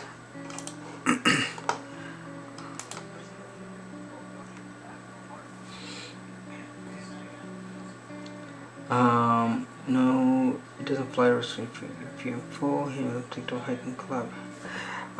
Listen, man, for hiking collaboration, I'm gonna let you pick a spot. You seem to know Ontario way better than I do. So wherever you pick, just let me know. It could be you and I, or I can even ask my buddy Tony. Similar to another. Niagara Falls is different. There's more ease. There's tourist attractions, so the restriction is easy. Where do you think we should do a collab? Like I said, man, you tell me where, and I'll follow you. Obviously, with snow and everything, I just want to make sure we don't put our lives at risk. But if it's something fun, we can definitely do a vlog style hike. And I told you I wanted you to be on my show. So without showing your face, we can do the actual hike, and then I can interview you and then put you on the show. Either close by or long and far away. It's really up to you, man. If you tell me a nice location where it's fun and it's something exquisite where we can put it on YouTube, I'm down. Just keep in mind I put on some weight over the last year, so I'm not in the best shape. Algonquin, okay, I'm good with that. If you know it well enough, I'll follow you, because I'm not good with these things. So as long as I have the right gear and we can survive and we have food, I'm ready to follow you, man. Or you mentioned in and around Niagara Falls some good areas. I don't know if it's still reasonable to hike during the winter months, but if it is, then we can do that too. I don't know how long you're gonna stay in Ontario, but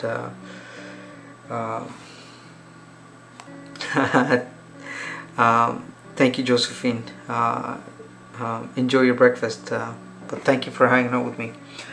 I know the back of my hands. Listen, like I said, you're the pro. I follow you. As long as my video doesn't become my last video that makes it go viral and then I'm not alive to watch it, I'm good to follow you. You mentioned this before too. I don't know what's a gorge. Where is that? Is it by the falls? And I said it. I don't know if Vala's still on the chat, but Vala's supposedly coming to Canada, and she's gonna be staying not too far from where I live. So I'm thinking of doing a collaboration with her. So I may take her to Niagara Falls. And I think Cone, I don't know if you're able to travel here, we should definitely do it.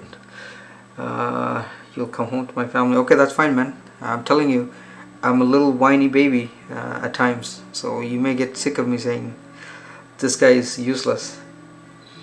Yeah, well, Tony will come, but Tony and I were kind of on the same boat. We need to get back to shape, or it's gonna be really tough for us to keep up with you. Yeah, well, I'm looking forward to Vala, because Vala, she can cook too, so maybe I can do a collaboration where she comes to my place and makes a nice meal, and then I take her to the falls. And I already told Cone too, he's welcome anytime. I'll host him here, no problem.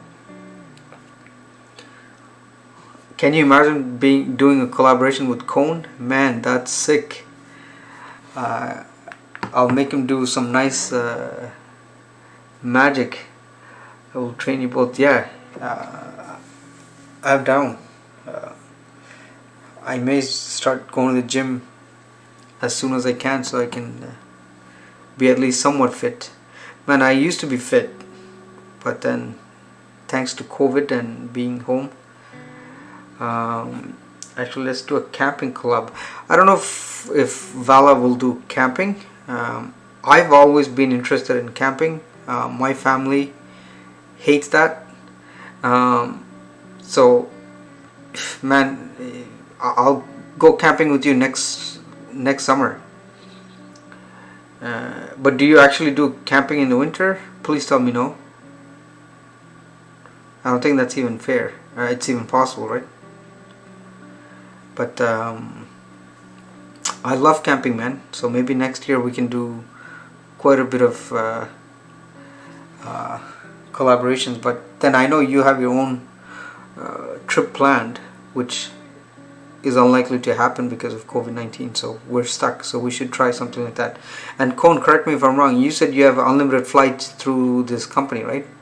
So see if you can hop on a plane and make your way to Ontario. I'm doing a collaboration with the Hotel du Monde in December, where I'm thinking of going to Ottawa, stay at the what's that hotel, Chateau Fairmont, is that what you call it?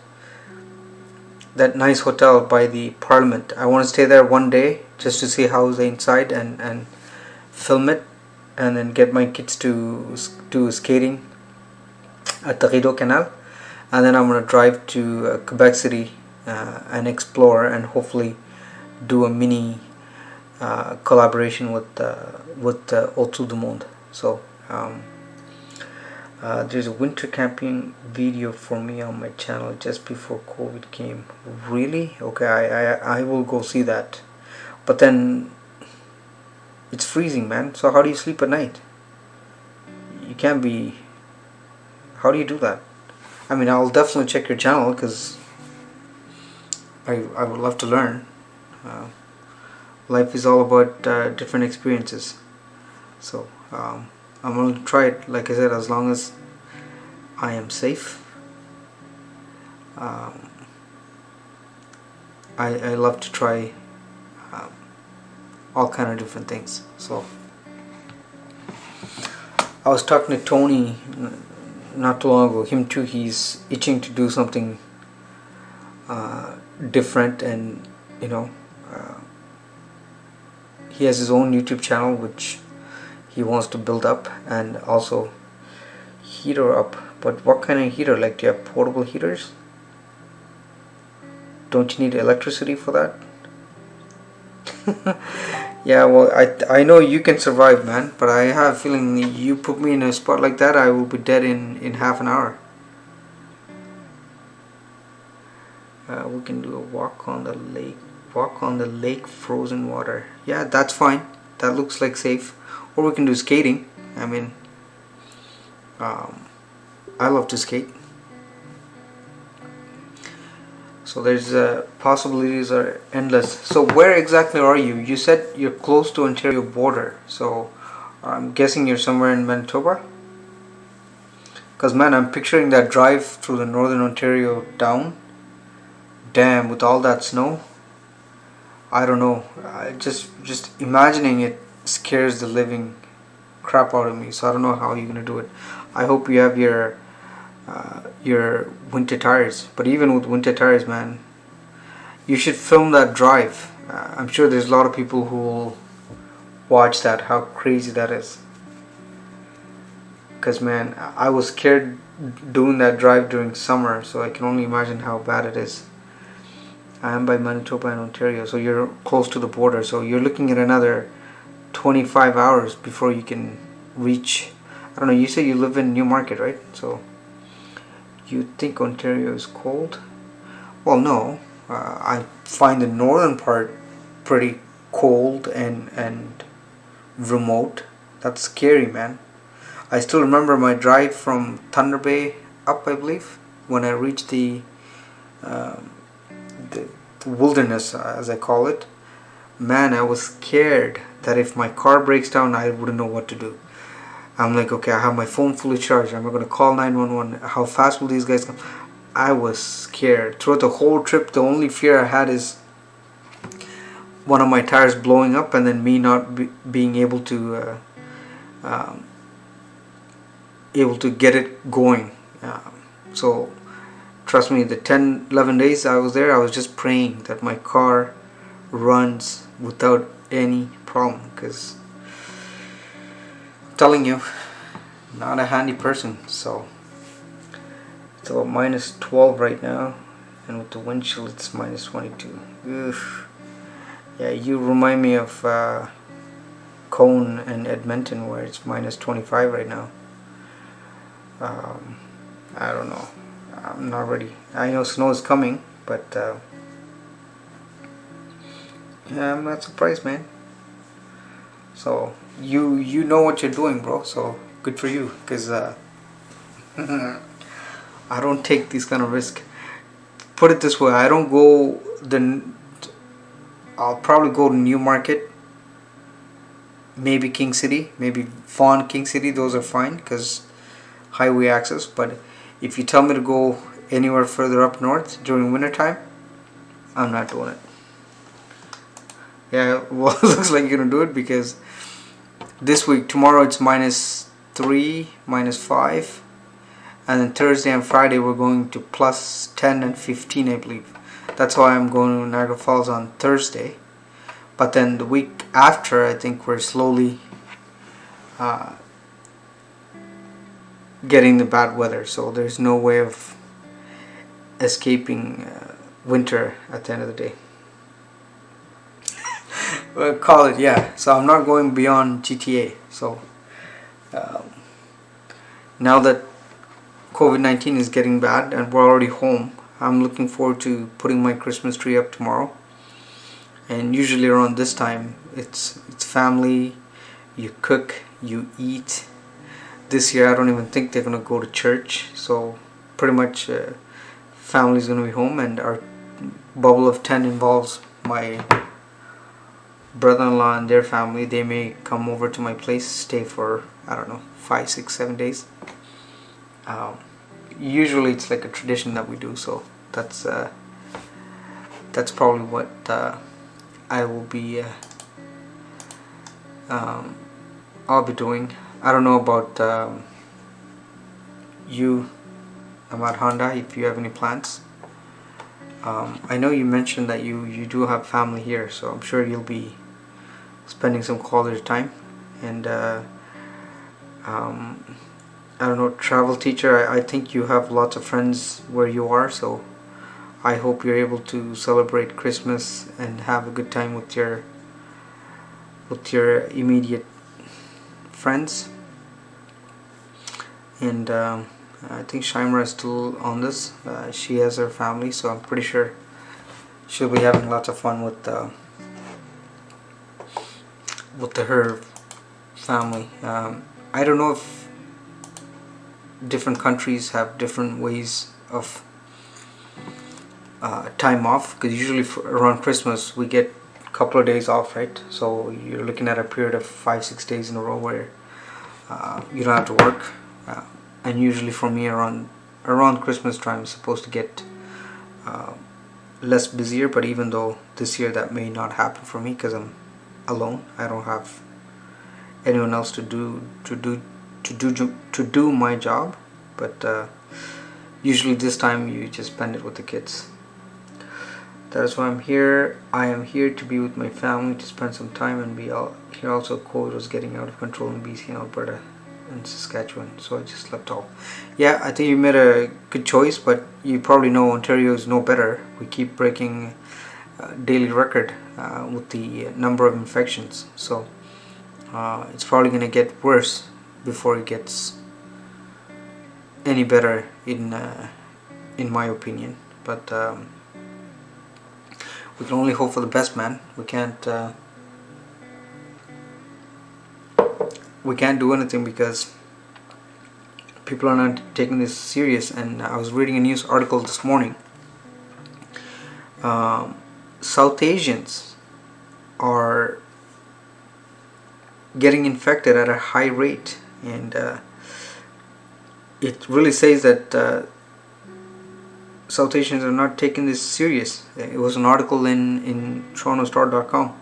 So I know from my perspective I'm kind of tired of COVID-19, but that doesn't mean that I can blindly take a risk. I have to protect my family. So it might be Christmas in Canada, but in Southern Hemisphere it's no winter, it is summer. Yeah, they're having a man, I wish we could have summer all year long. I love Christmas, I love winter, but I don't like the snow, I don't like the cold. I shouldn't complain because I've been living like this for the last 30 plus years, but if I have a choice, I think sunny destination is what I would choose to go. My dad was smart. He decided to immigrate to Canada, but if I was in his shoes, I would have done my research. I would have probably gone to Australia or something like that. I left those places, people who do not follow directions properly. Well, even here in Ontario, man, I don't think they're any better. Like I said, a lot of people are still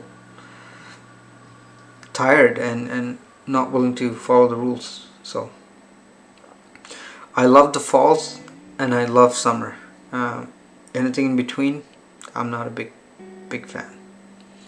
I don't enjoy skiing. I don't know if you do. I don't like skiing. I don't like any winter sports. I'm a summer guy. I need to be in a good weather, and my casual t-shirt and shorts, I'm happy. I love skating. That's different because as a kid, I used to play hockey when I was in Montreal. What they used to do is they would have this rinks in the park. Every park they will make one. So as kids, we put on our skates. We'll go to the park in the morning and then play entire day. So that's probably the only thing that I like. Well, spring is not bad. Keep in mind, because you're already looking forward to the good weather, right? For the minute +2, +3 hits, then you're excited. You're looking forward to that +10, +15 before +25 comes in August, and then you start complaining about being too hot. Shamra is still here. Shamra, thank you for sticking around. I know you're busy at work, so I appreciate you taking the time to hang out with me. And like I said, usually when the show is done, I tend to end everything off, right? But now I realize, before, once I started doing this live, it was me yakking away and interacting with chat. So I decided that I'm going to try to do a lot more of this. Summer has mosquitoes. Yeah, it depends. Like, I still remember when I was in Jasper, the second night, around 7 o'clock, we took a shower and everything. The whole family, we decided to go for a walk. Man, I went for a walk and mosquitoes were eating you alive. We just ran back to the hotel room, and I still remember. And we did have mosquito spray and whatever, but still, it was crazy. And I have that on video too. I should put it on. It was impossible. So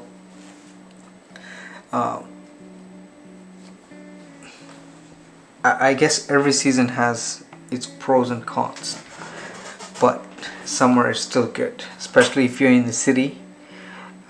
If you're not camping, like, you shouldn't be fearing all that. But Nomad Honda, man, I will take your offer and do go camping with you, because my family will never go camping.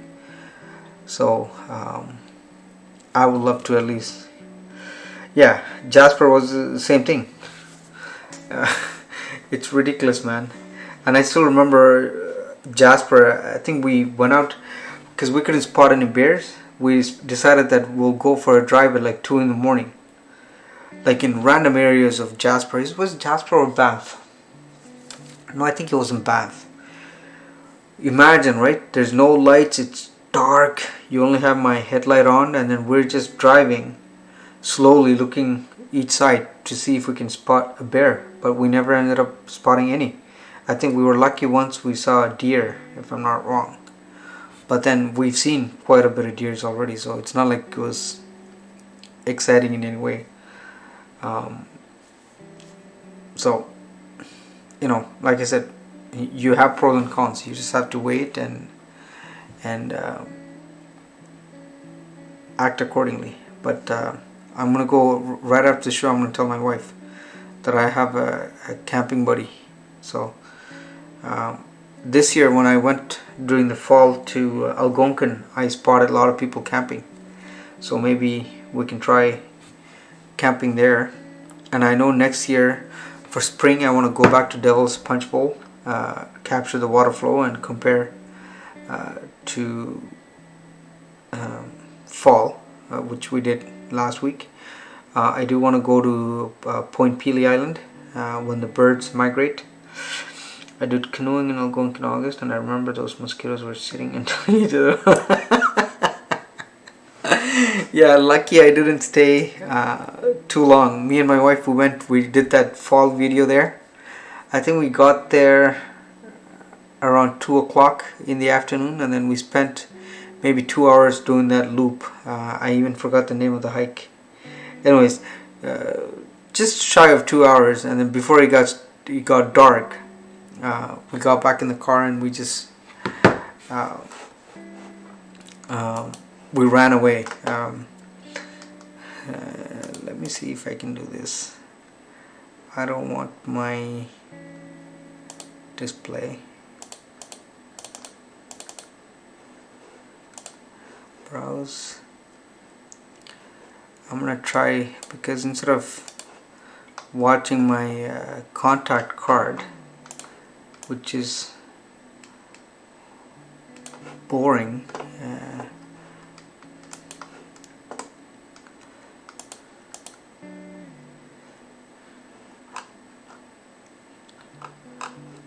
no.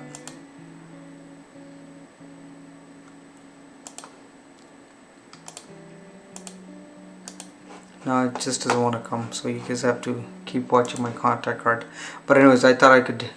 You want to drive? You want to do a drive through as a collab? What do you mean by drive through? I did canoeing. Oh yeah, sorry, I already read that. Josephine, travel teacher, you're still around. Thank you. Shamri, you're still around. Thank you. I appreciate it. Listen, man, I'm the type that if one or more people we get together and we do a collaboration, I think it's much more entertaining for anyone watching the video, right? Yes, we may be shy to be in front of camera, but if there's two of us, we can make it really fun. So when people are watching those videos, it's more collaborative and more fun. We drive to various places and also talk, discuss things, and we do a small hike at the end. I'm down. This summer in June, me and Tony, we did a road trip to Ottawa, and then we went to Montreal. And the way we did it is, I had my own camera gear, which I was vlogging, whatever, and then Tony had two GoPro cameras in the dash, one pointed at us, one pointed at the street. We did that for 3 days, but then I came back, I edited my videos and I started posting it. Tony, I don't know if he's listening in, but freaking guy is lazy and he didn't edit any of that videos. So I'm still waiting to see some of those videos that he took, because it was quite fun. We went without a plan. We didn't know where we're gonna stay, and then we ended up meeting some colleagues that works with us, and then we ended up crashing up at one of our colleagues' basement, and the next day she made us breakfast and everything. So again, really unplanned, because we really thought that, okay, we're gonna sleep. He had a Honda van, so we decided that, let's try this out. We had blankets. We're like, we'll crash in the van. But luckily for us, we didn't have to do it, because somebody offered a place to stay and I could not say no to it. And we were also lucky. One of my cousin in Montreal owns a restaurant, which they were shut down for COVID-19, but he's open for delivery. But he's allowed to have a couple of guests inside, so he invited me. So imagine like a big restaurant where everything is shut, but then me and Tony were able to sit down, and he made a nice meal, man, and he didn't even let me pay for it. So that was a good experience. So something like that, I'm absolutely down. I think it you gotta try.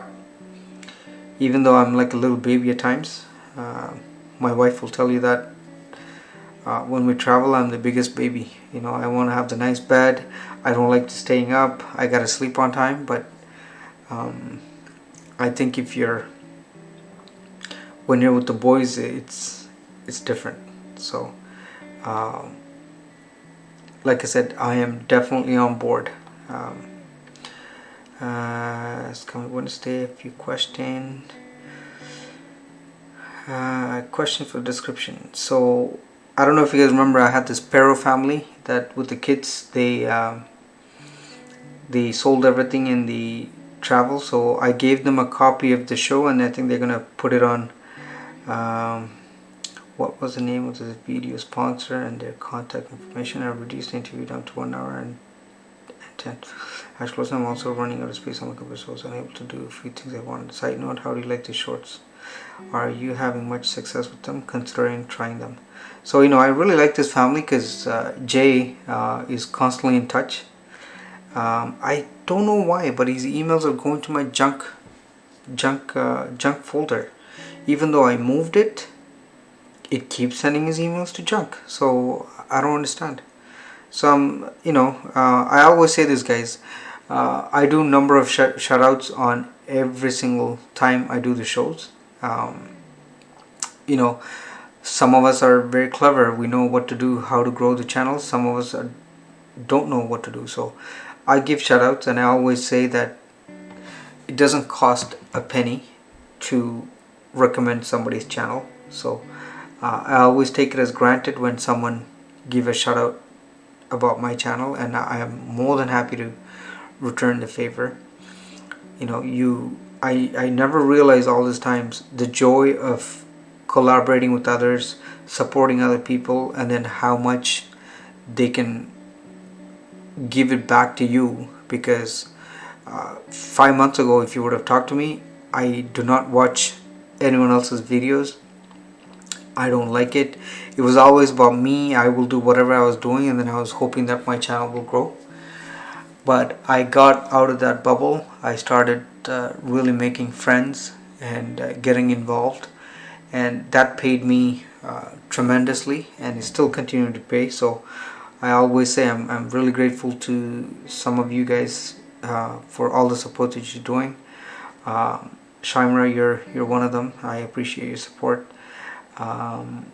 Cone, Bala, there's quite a few. So if you guys have the opportunity to help someone else, I really hope that you will take it with open arms, because it will come back.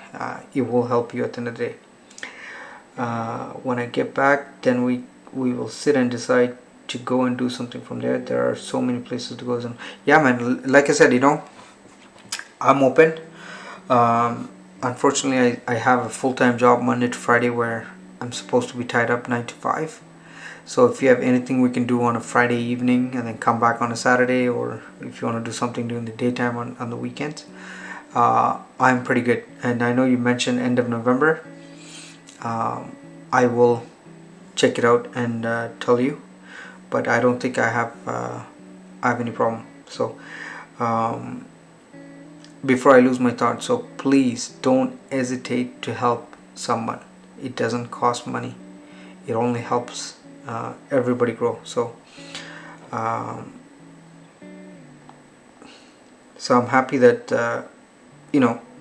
by Sparrow family uploading the video on their channel, guess what it's going to do?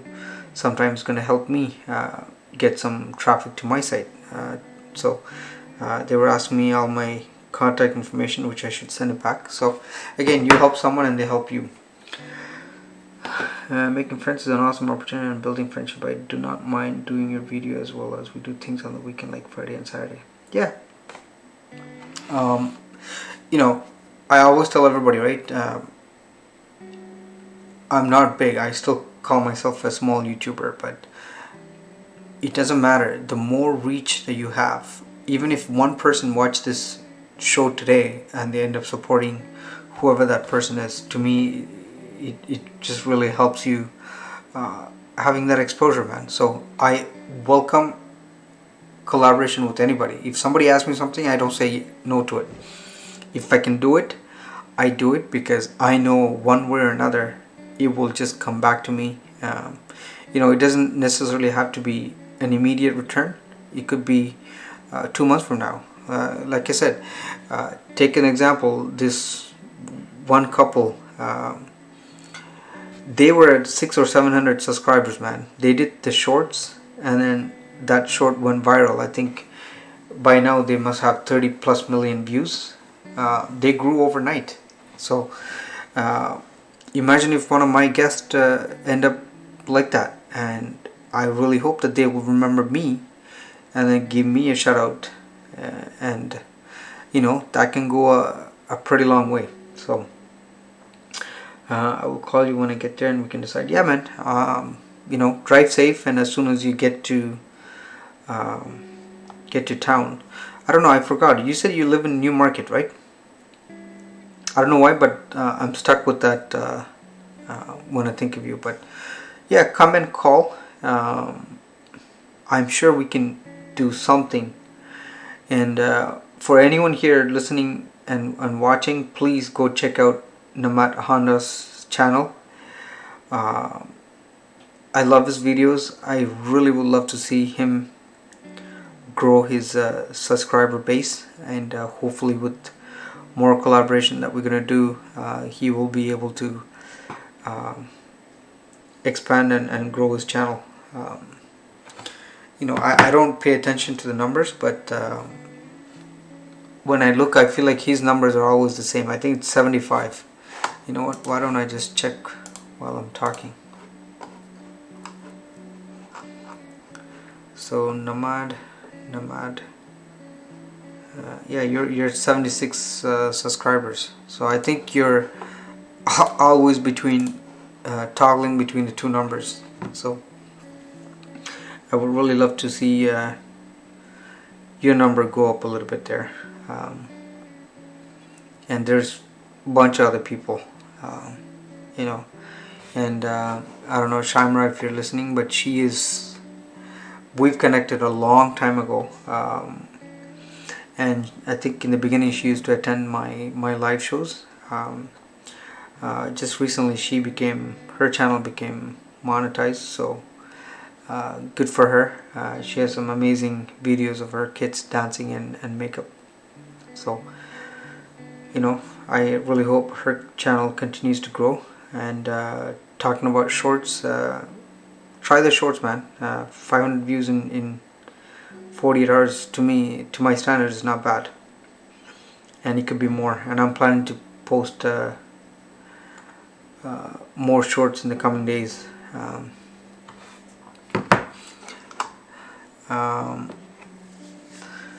What else was I gonna say? Everybody that I follow, if you guys watch Arti's life, she has new video that came out.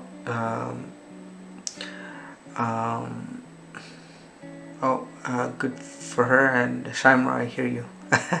Yeah, I hope you hear me. Arti's life has new video. Cone has new videos out. Nomad Honda just released a video today. Unfortunately, because of time differences, I know, Shaimra, your premieres happen at 4 or 5 in the morning. Sometimes really hard. I know even Travel Teacher, she premieres her videos around 4 or 5 in the morning. So it's not always possible for us to watch it right away, but we can always catch up after the fact. Normally that's what I do. I did post shorts video, check out.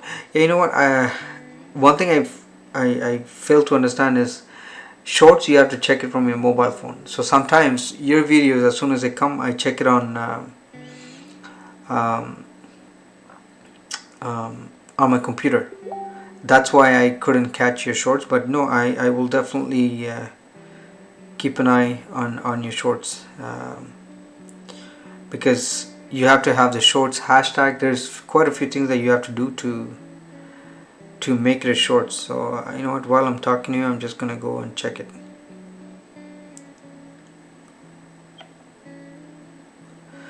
Okay, now you're gonna hate me, but Nomad Honda, I don't think your video is actually shorts. Yes, I do see the title, YouTube Shorts and everything else, but I don't think it's picked up as shorts, and I'll tell you why. If you, from your iPhone or whatever phone that you have, go to my channel, right, and if you click on my channel and check short videos and click on one of them, the last one is my son doing the Arabic bum bum dance. He's in love with that song. So open it and see how it opens up. You see how it picks up? The format is very different, but yours, when I go, it still comes up as a regular video but vertical. So I think what you're missing is, if you go under channel customize, if you go and customize your channel, and if you scroll down a little bit, there's the ad section. If you click on the ad, it will give you short videos. So I think you need to click on short videos. You need to enable that. I'm not sure if you can do it.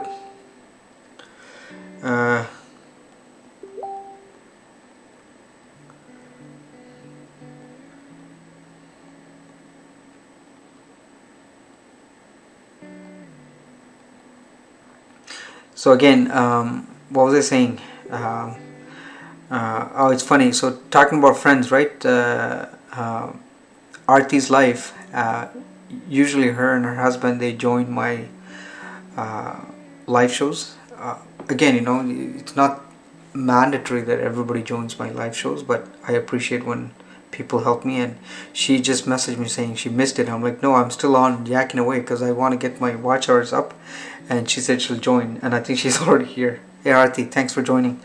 So she was out shopping and she's back. And Artie, usually, when my show ends, I stop it because I feel like, oh my god, the show is done means you cannot continue. But I just realized that, hey, when I started doing lives, I was just talking away and mingling with people, right? So I don't see why I can't do it. My aim is, my subscription is pretty good, staying at over 1k mark, and now I just need to work on that hours. So the more I do it, the better it will be for me. So even if you hang out with me for 10 minutes, 15 minutes, it really helps me. So thank you. I hope you had a good time shopping. We're talking about shorts, Arti. So I know you asked too. So Namar Handa, if you're still listening to me, go to customize channel and then make sure you enable shorts, or else I don't think it gets picked up as short. It just still comes up as a regular video with the vertical thing on, right?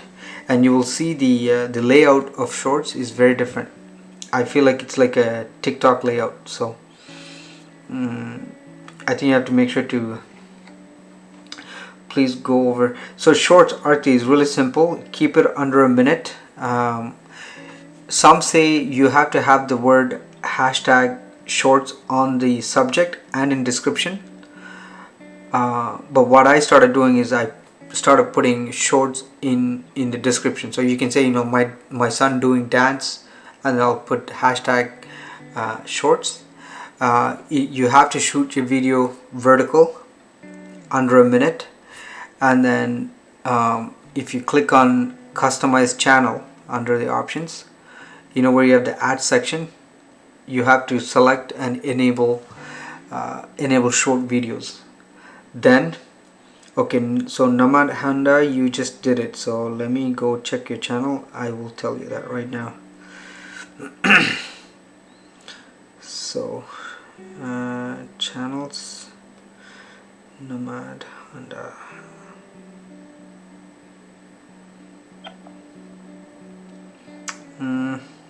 No, I don't see it as shorts still. It could take a while, because trust me, I went crazy almost 24 hours trying to figure this out. But you see, when I click yours, look what happens. I don't know if you can see with the light. This is how it comes up. But did you check mine?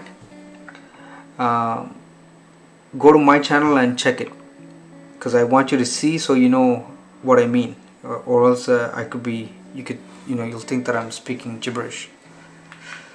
So Arti, that's all you have to do. So keep it vertical, hashtag shorts on your subject line under a minute, and then make sure you go under a channel customization and you select short videos.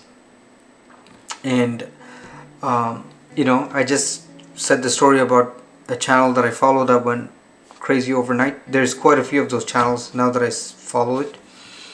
At least for me, one of my videos seems like it looks fine. Caitlin Mary, thank you. Thank you for the thumbs up. I really appreciate it.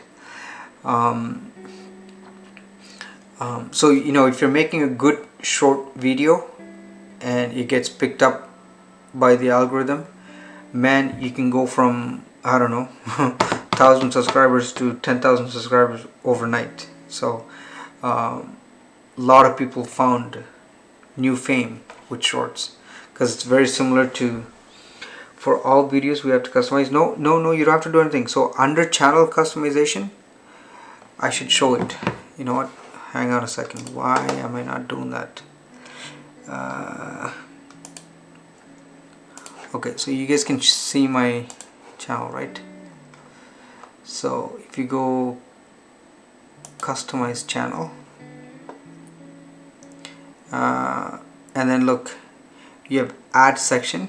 When you click on this, you see mine shorts is no longer available. That's because I chose shorts and I moved it where?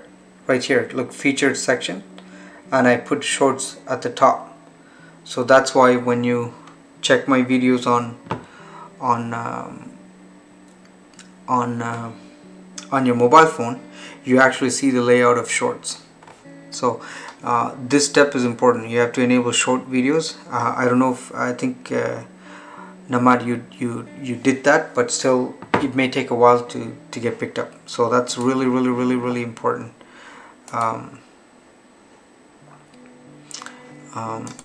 It's really important for you guys to do that. I missed quite a few. For all the videos, no, please do. I don't bother you tomorrow. No bother at all. You can message me anytime, Marty. It's not a bit. Show it. Do it yourself. Can't see. Can't see the channel. We can't see yours. Oh no. Okay, hold on. I tell you, why can't you see my? So hold on 1 second, okay? Display. And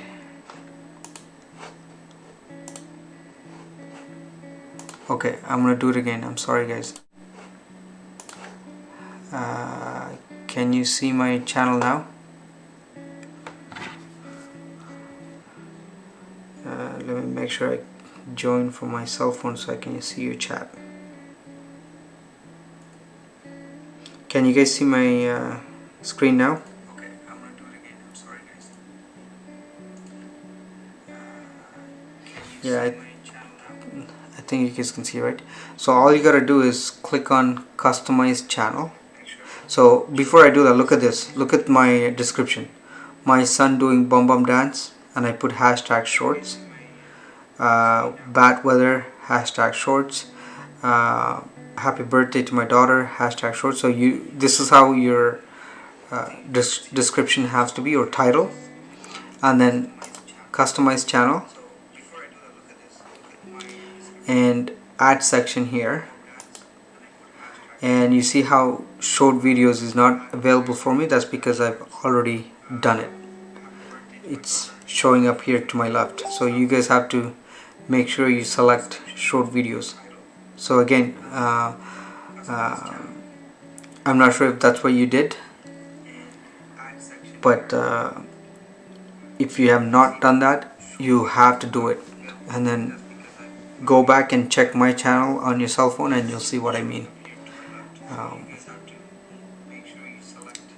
Hopefully it helps you guys.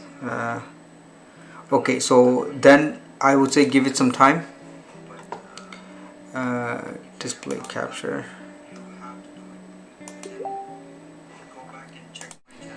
Hi everyone, no, and what am I doing welcome here? back to another Travel and Life show.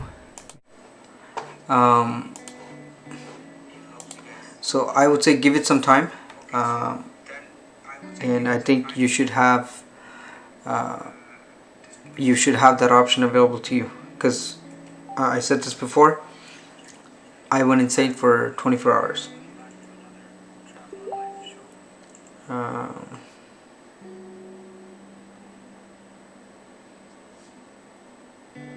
And Namad, did you check my channel? Do you see what I mean about the layout that it comes up? Mine shows the exact same as yours. Oh, so maybe it is. Okay, hold on, let me go back and see. So Nomad Honda. So I go to your videos.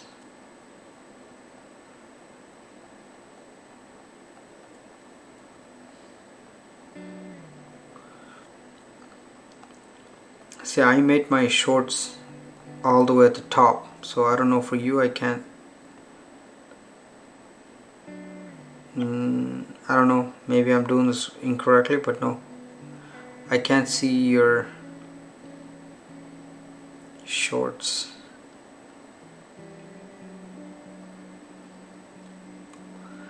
I think it takes time to get ready or appear. I think that's what I suspect, because it took me a while to get that option available. So I don't know, Arti, I hope you can get yours going. No, but remember, if you do it from your browser, your experience is different. Shorts are meant to be seen from cell phone, right? Yeah, and I would agree that it takes time to show up. And again, it took me 24 hours to figure this out. But just in general, I can't complain about the views. They don't count towards monetization, but I think the hours still counts towards your watch hours. So just to give you an example, my daughter's birthday, which is happy birthday, which was under 30 seconds, gave me like 5 hours or 3 hours or something like that. So yeah, go ahead, Arti. I think I don't know, you don't have any short videos, but take one. Anything that you put, I will give it 24 hours just in general. Yeah, maybe not 24 hours, but give it an hour or two, and it should happen. And then I remember telling Valis Classic about this, and then she did it. She put a 5-second video of some scorpion on her channel, and that video had like something like 700 or 800 views within a couple of hours. I need to go see, but then for some reason her views got removed, and then it was down to, see, right now that video is showing 400 views, but I guarantee you I saw 700 at some point. So 5-second video gave her 400 views. She posted another 49-second video which gave her 250 views, and then she put another 30-second video which gave her 100. So again, your view count is definitely will go up, and if you're lucky and something is, I use the word viral, then hallelujah, you'll have crazy amount of subscribers.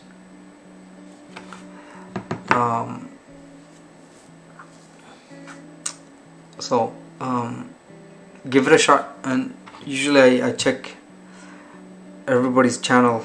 I do a tour. A bunch of you have new videos which I haven't seen, so when I do go check those videos, I'll look at your shorts. And what I would recommend is when you add the shorts section, move it all the way to the top, and just like how my channel is, when somebody lands from their mobile phone, they'll see the shorts. And don't forget, because these are so short, people may watch all your shorts, right, if it's intriguing enough, versus watching one of our general videos which are freaking 4 or 5 hour long. So it helps, and there's quite a few number of channels where they gained thousands and thousands of subscribers just because the video's gone viral. So because it's new, you may be lucky. So I'm hoping to bank on that. If you check on YouTube and in the search box you type Shorts Canada, you will see, oh, then that's good. So I think it's just the layout that's not happening. So I'm happy that yours already shows up on Shorts. So I didn't even check your number of views on that. Let me go see now.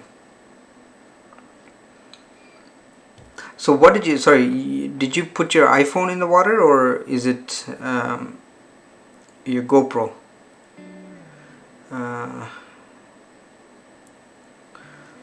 Yeah, well, 12 views one day. I hope it picks up, man, Keep posting a bunch of these.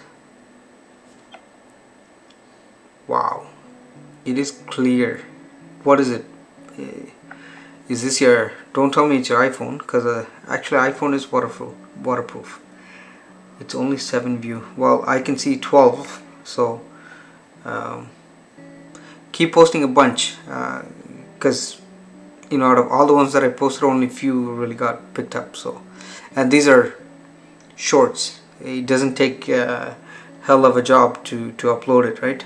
And I have some light shows that I recorded this evening. Before the show, I went out with my family, went out for the drive, and I captured some nice houses decorated. Note 10 Plus. Wow, man, so that means that's waterproof, right? Because believe it or not, I fought with my wife to buy myself an iPhone 12. This is not the Pro, but this is a 256 gig, and cost us, I think, 1,500 bucks, and I paid it outright.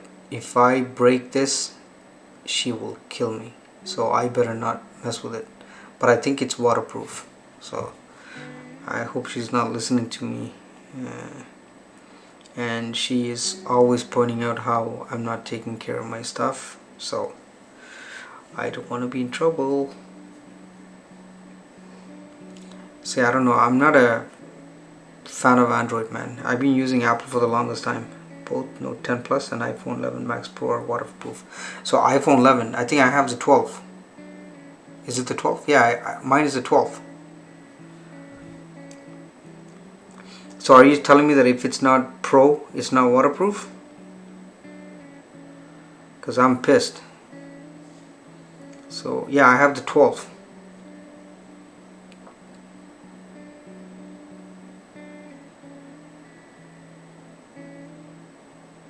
So you're telling me this is not waterproof? I have to pay the extra 400 bucks for a Pro to get it waterproof? Man, that's so unfair.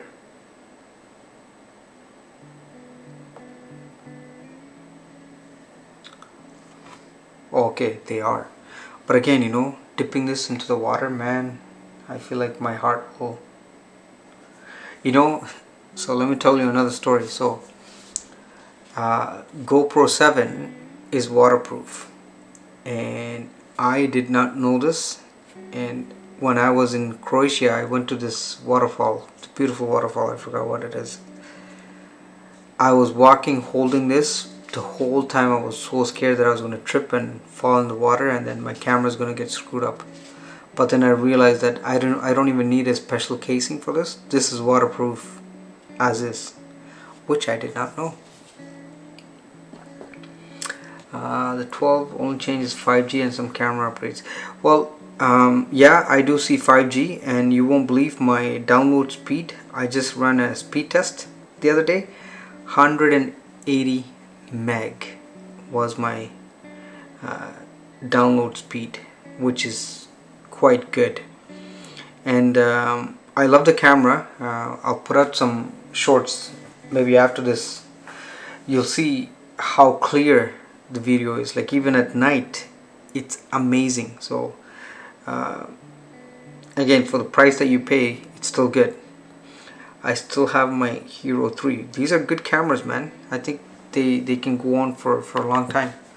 I was telling you, my buddy Tony has quite a few of them.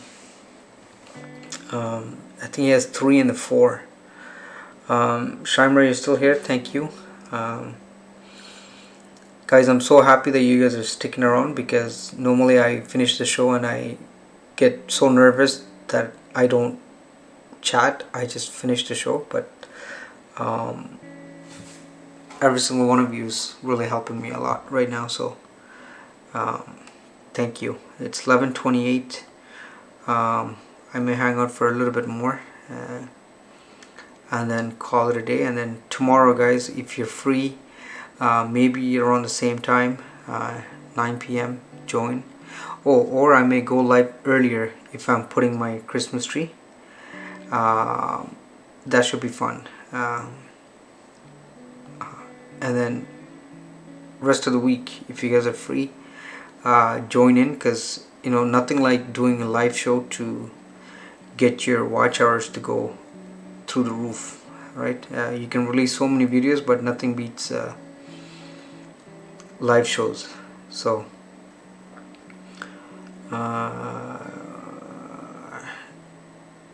okay,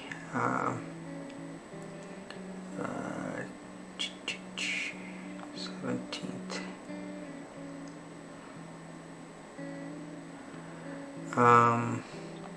Anyways, so I will be or might be on the road. Yeah, no problem, man. I know you're doing your drive, but anyone else, usually no connection in remote regions. Well, I don't disagree with you. I think I had that problem when I was driving up north, especially from the Manitoba border up until you reach a certain point. I know how it is. So you just make sure you're safe. I don't know, Arti, did you, I'm not sure if you're still here, but if you are, let me know and I'll check and see if your short is working or not. Short for Arti, so channels, Arti's life. No, I don't see any shorts from you yet. So once you do post one, I will see it. Now I have a question for any of you here. Do you guys know how to do a channel banner art? Because man, my banner is such a terrible, I just don't know how to do it. So if any of you here know how to do the banner art nicely, please let me know, because I would love to use your help. I want to do it nicely, but I suck at it. So it's either I have to pay someone or find someone that has a knowledge of how to do a nice one. See, I'll give you another example. Cone put a short video, I think 2 days ago. Very short. I don't know how long this video is. I think it's 10 seconds, and he has like over 350 50 views out of it. Oh, Arti, so you really went on a production spree. Okay, let's see. I just checked your channel and I didn't see. Okay, I'm keeping an eye on your channel, and I will tell you. And like I said, check under the hashtag shorts like Namad Honda did earlier. As long as it gets picked up there, then it just takes a while before the actual format kicks in. Or again, I'm just thinking that's how it is. But either way, I can tell. We can see if it's coming up the way it is. But man, I'm looking forward to doing at least 1 or 2 shorts every single day. It's Christmas, whether you take Christmas lights. Like I have some crazy houses that were nicely done, which I'm going to be posting. I suck at graphic design. Yeah, no problem, man. I'm trying to see if I can get this done without paying. But worst case scenario, if I have to pay, then I have to pay, because you do want to give that clean look, which I don't have it yet. So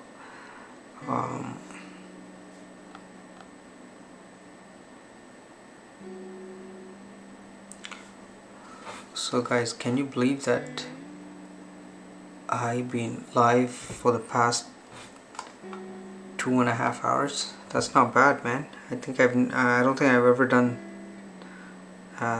live for that length of time. So maybe I'll stick around for a little bit more. Sorry.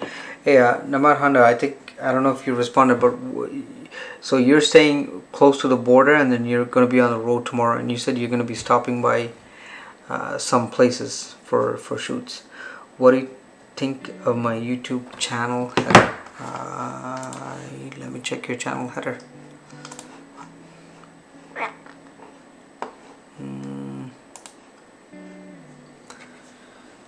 Is this Thunder Bay?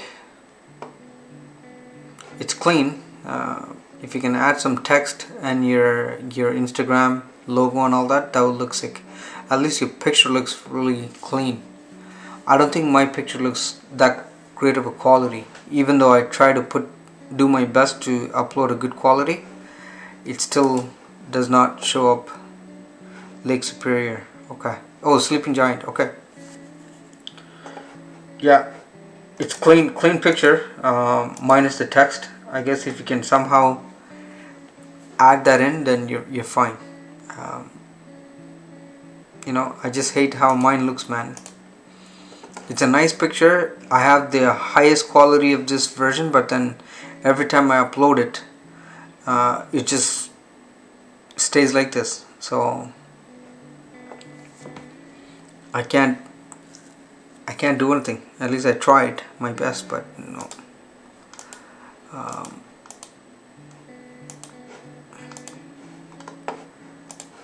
Streaming. Okay. But I'm going soon to upload them and add those Instagram and all. Yeah. I mean, your Instagram is pretty good. Last time I asked if I can use your picture to share it on my Facebook, but then I just realized I don't know how to save your pictures from Instagram. Don't laugh at me, but I just didn't know how to do it.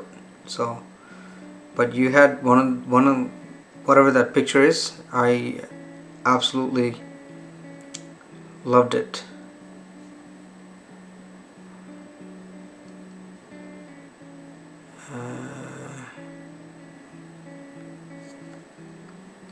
Yeah, you know what? I should post something on my Instagram, man. I love how I got some growth on it, but then I stopped posting.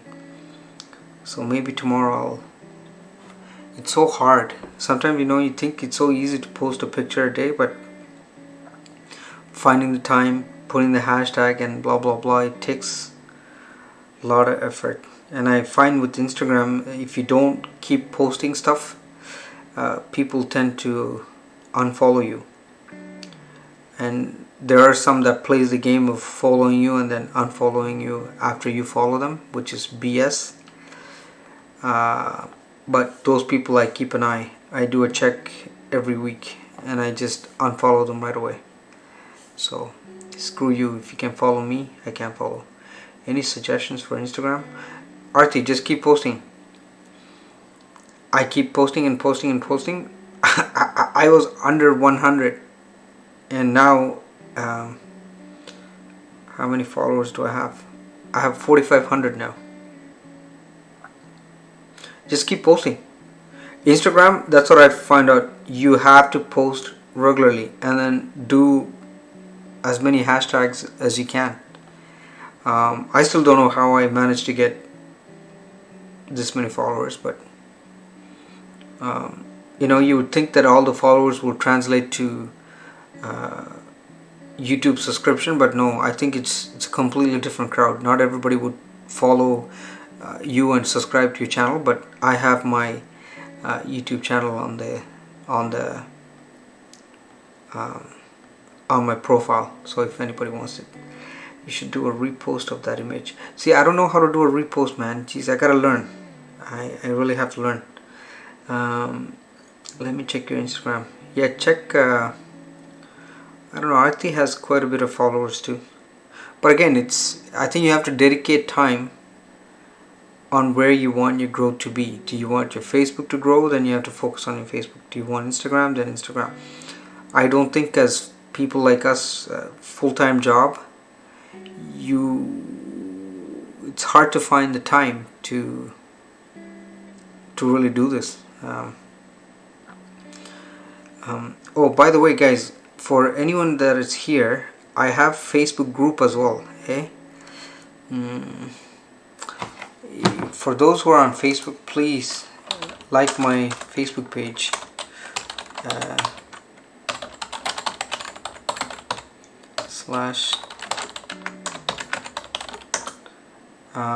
Give me a like.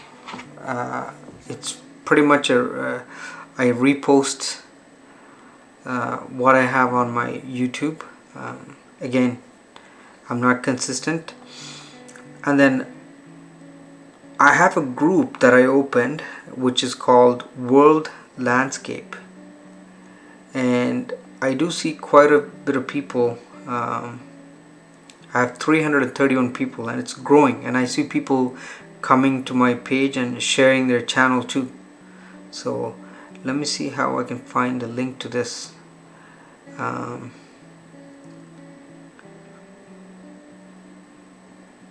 If you guys go on Facebook and look for the group names, look for one called World Landscape, and you'll see a picture of city of Toronto in the background. I have 331 members. I would really love to see some of you guys join this group, and then this group is all about posting pictures, promoting your videos, and blah blah blah. It's growing. I get people asking to join this on a daily basis, so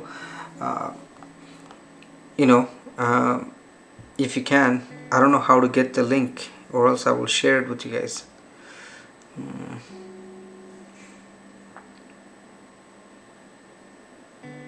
Or if you go to my beautiful page, Facebook page, and you scroll down, you will say fan groups, and you'll see World Landscape under that. So you can post your picture on Instagram, and if you have the time, post it here too. I've been asking my wife to post on it regularly, and she does, and she get quite a bit of views and shares. I see this another way of growing the channel. So playing with just emoji. Have you thought about creating a family portrait and it's visible? Okay, so we all have lots of ideas, and I think we should share and help one another grow, man. Nothing like being part of the family and community, and more growth. Let me just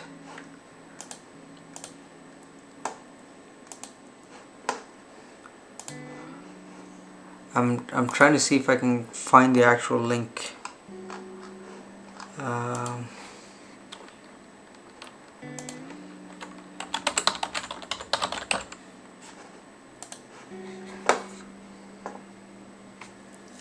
And I would love to put it out here.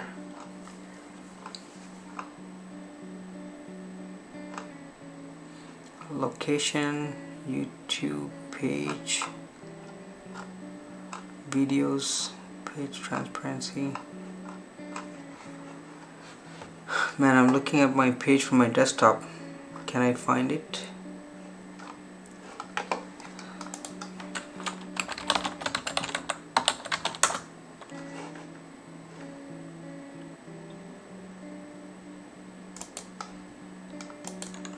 Oh, I think I got the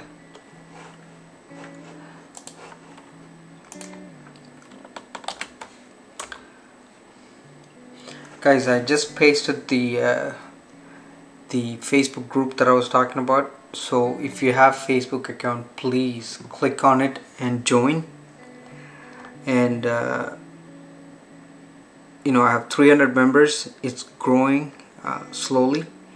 I would highly encourage you guys to post pictures of different world landscape and promoting your YouTube channels. I see some folks regularly posting their videos. So take a couple of seconds and join and become active, so that it really helps. And I know a lot of you have Facebook, and this takes 30 seconds. And if you guys have anything like that, you're welcome to share it with me, and I will happy to join and support you. Truly Bobby, live this Wednesday at 3:30 p.m. Eastern. I gotta join. So I see my Truly Bobby, he was a guest on my show a while back. Nomad Honda, you don't have Facebook yet? No problem, man, no big deal. if you do, or if you do open it, you know where to go. The only social media thing I have is Instagram. No problem. Well, you have Instagram and YouTube, so that is pretty good. But I think I should actively promote it every single time, which I don't do. Puddles and Passports, a year ago this week they were in Budapest, Hungary, and they posted a picture of their kids. So lovely. Man, I really hope that I can take the year like I want it and travel to the Asian countries and vlog along the way. 5 people. Thank you guys. Can't thank you enough.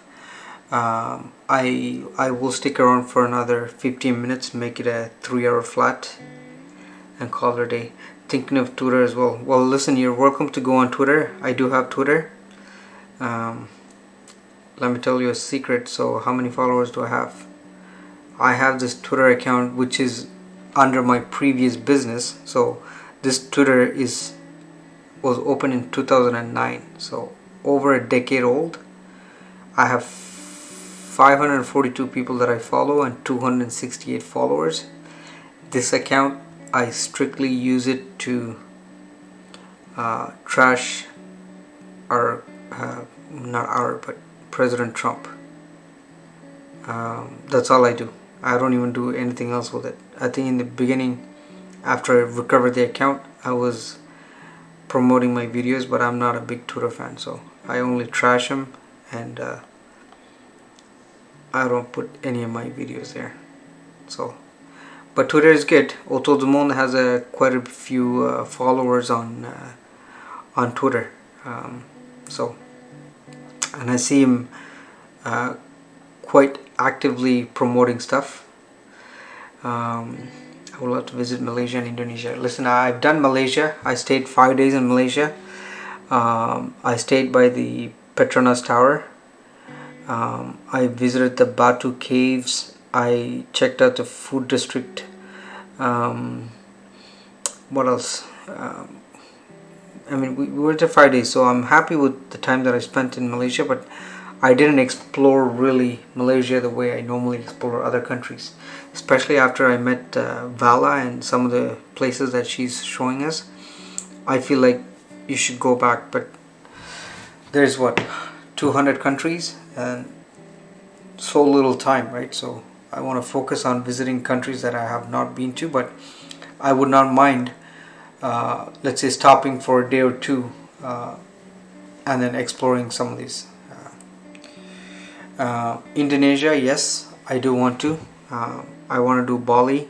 Indonesia is cheap, so you can do a lot of stuff. If you stay maybe 2-3 weeks, should be good enough. Yeah, so Vala, I think she's in a region called Ipoh, I-P-O-H. I could be wrong, but watch her videos, man.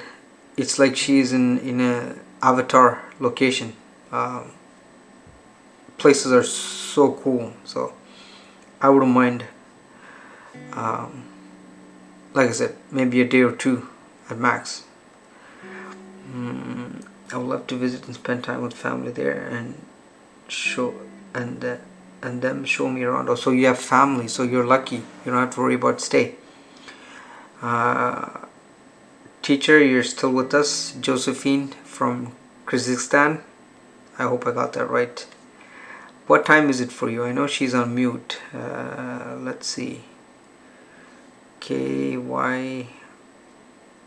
No, not Kazakhstan, right? Kyrgyzstan.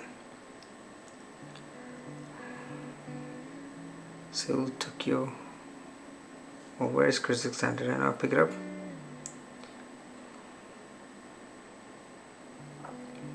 Wow, it's 10:48 in the morning, and wow. That's a country that I did not think about. It was not on my radar, but then after watching some of the videos from Travel Teacher, I think I'd be interested, because I used to think that those countries are not safe, but then watching her videos looks beautiful. So, and I remember she told me how cheap it is. So should be good to explore that part of the world. And teacher, if you're still there, then I'm pretty sure you will help me to show the places. I don't have to worry about it. Now, with COVID-19, we can't really do a heck of a lot, but I'm happy that the connection that we have, we have some contacts no matter where you go. So Japan, Kyrgyzstan, Malaysia. I'm glad to say that I have friends that, I don't expect you guys to shelter me and stuff, but at least help getting to know the place. The forest stand. Oh, I hear good stuff about Turkmenistan. Or Turkmenistan, is that how you say it? I saw some videos of them too, and I think they're heavily promoting their tourism. Again, there's so much to see, man. So much to see in so little time. Wow, so you're literally 12 hours ahead of us. Junk. Very historical. You're talking about the country, right? Very ancient city. Yeah, I've seen some video. Love to talk about lesson starts now. No problem, Josephine. Sorry. Go ahead. But there's so many interesting places. Okay, we still have 5 showing live. I say I'm gonna stay around maybe for another 7 minutes and 50 seconds and then call it a day. Time. Yeah, I know. I think she's working right now, so and she does quite a bit of live too. If you join her live, you will be hungry, because every time I join her live, she is having good meal. So have some food next to you when you join her shows, or else you'll be hungry. Arti, I was watching your channel, the one that you did on Amazon shopping. That video is doing quite well for you, right? I see the views are like 700-800 now. I hope you're getting some good hours out of that. I spent a month there. I did visit. Oh wow, man. Hopefully you have some videos to put it on your channel. I think the only guy that I met who traveled quite a bit is Otto du Monde. That guy did some crazy countries. I think 85 or 65 or something like that. I wish I can say that in a couple of years that I visited all those countries. 2 hours and 53. Man, easily my longest live stream ever. So again guys, 7 minutes. I will call it a night. Okay, we'll make it flat 3 hours. That was back in 2007. Okay, so that's a while ago. If I had videos of all my travels, I think I will have a amazing channel, but I don't. My wife wasn't okay with me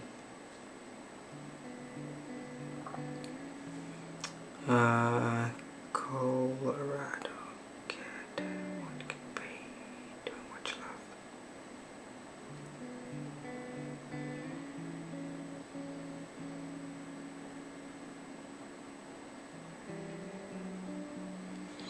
Just before that I did the backpacking of the whole of Europe.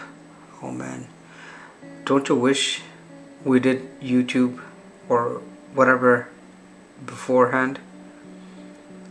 I still remember Malaysia, Singapore, Switzerland, Hong Kong, China. We had amazing experiences, my god, especially Switzerland. I still remember, we didn't rent a car, we took a train. We'll get up at 6 in the morning, we were on the go. We really did the whole country, me and my wife, in 6 days. Can you imagine if I would have recorded all that experience? Damn. Same thing with Singapore and Malaysia. Like, it was a great time. Sri Lanka, Maldives, man. We did the honeymoon in Maldives, 7 days, overwater bungalow. To dream for. I think I have one video on my channel, but it's quite shaky and not that great. We would, easily millions of followers. Yeah, I wouldn't be surprised, because I watched some of the guys who did that 10 years ago, and the amount of followers, and it's incredible. But my wife was too shy and not too okay with all that, and I didn't push her hard enough. But I'm glad I did it 2 years ago, or else I know some people really take a chance with these new social media things, and some of us will be like, I don't know. Like TikTok, I did TikTok for a long time, man, but now I try to go in there, I just cannot figure my way out. So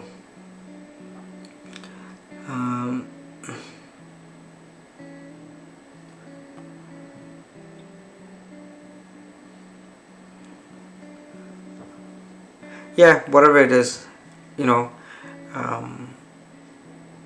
it is what it is. You can't go back and change the past, but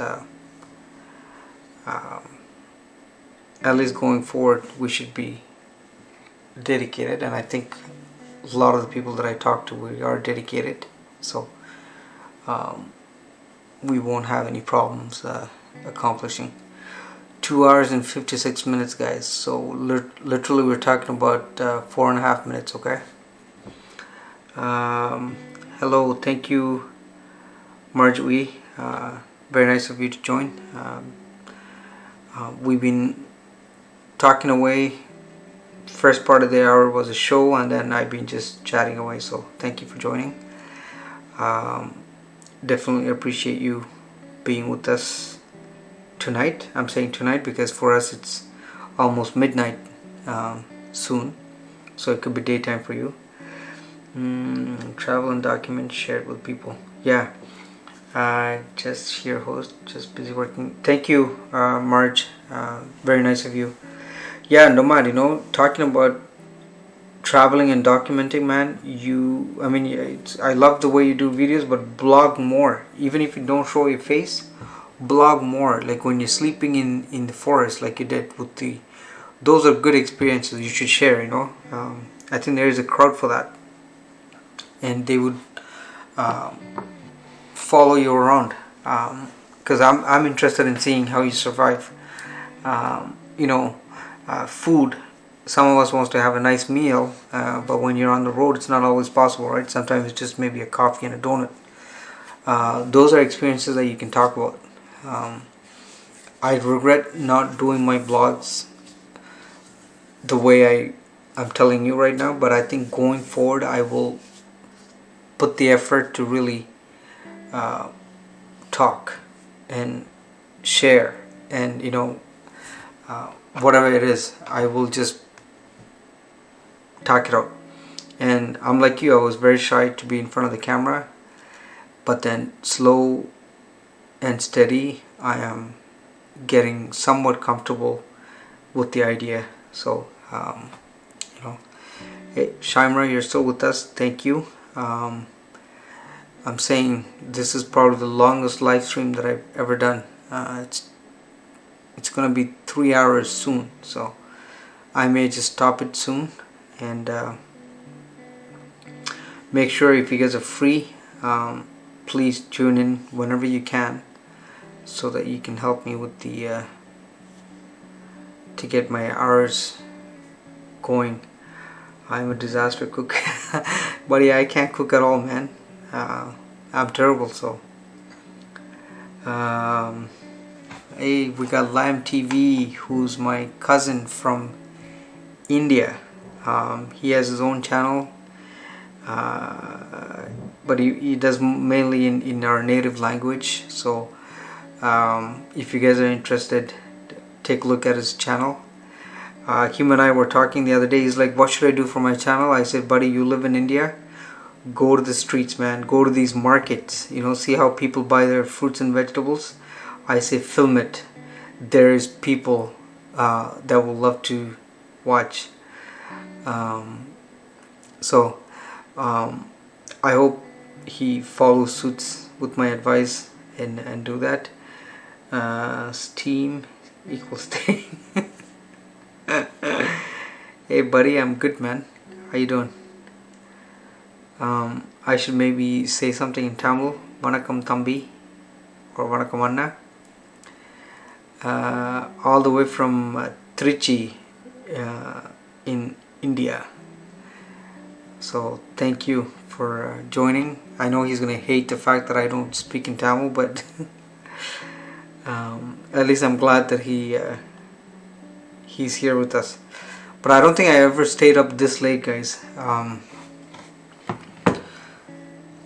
3 hours. I think I'm gonna call it a day. So many people would enjoy from shorts. Of course.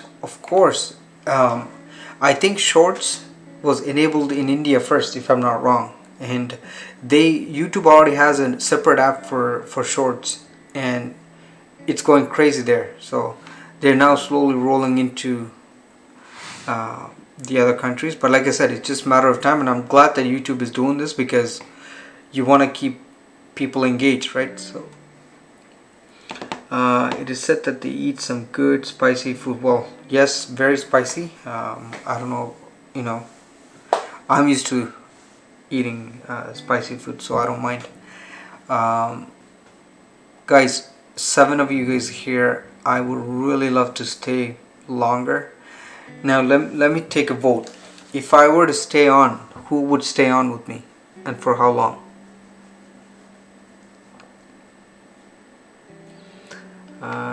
Better right now, but it's only in India. Is TikTok? Yeah, absolutely. And I think it's already a hit, and it will continue to get better. That's how I see it. Inbox.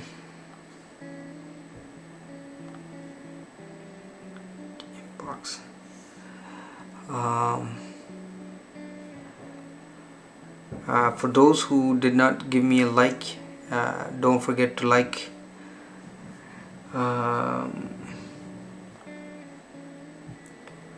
Gosh, I should. No, you know what? I want you guys to have a good night or a good day, and then join me tomorrow when I put the Christmas tree. I will stay, but I got a long drive. So you know what? I think it's about time. So guys, thank you for joining my show today. I really appreciate it. I wish every single one of you a good night, good day. Don't forget, if you can, tune in tomorrow. I'm trying to put my Christmas tree up. It should be fun with the kids. So you can tune in and watch that. If not, come back every other day because I want to do more lives so I can get my hours going. So thank you. Lam TV என்ன பிளான்டா நான் என்னத்தையா சொல்கிறது நான் உனக்கு அடிக்கிறேன் பாய் வாட்ஸ்அப்பில். Sorry guys, I had to say a few words in Tamil to him. So that's it for now. So have a good night, and I shall talk to you guys tomorrow. Cheers.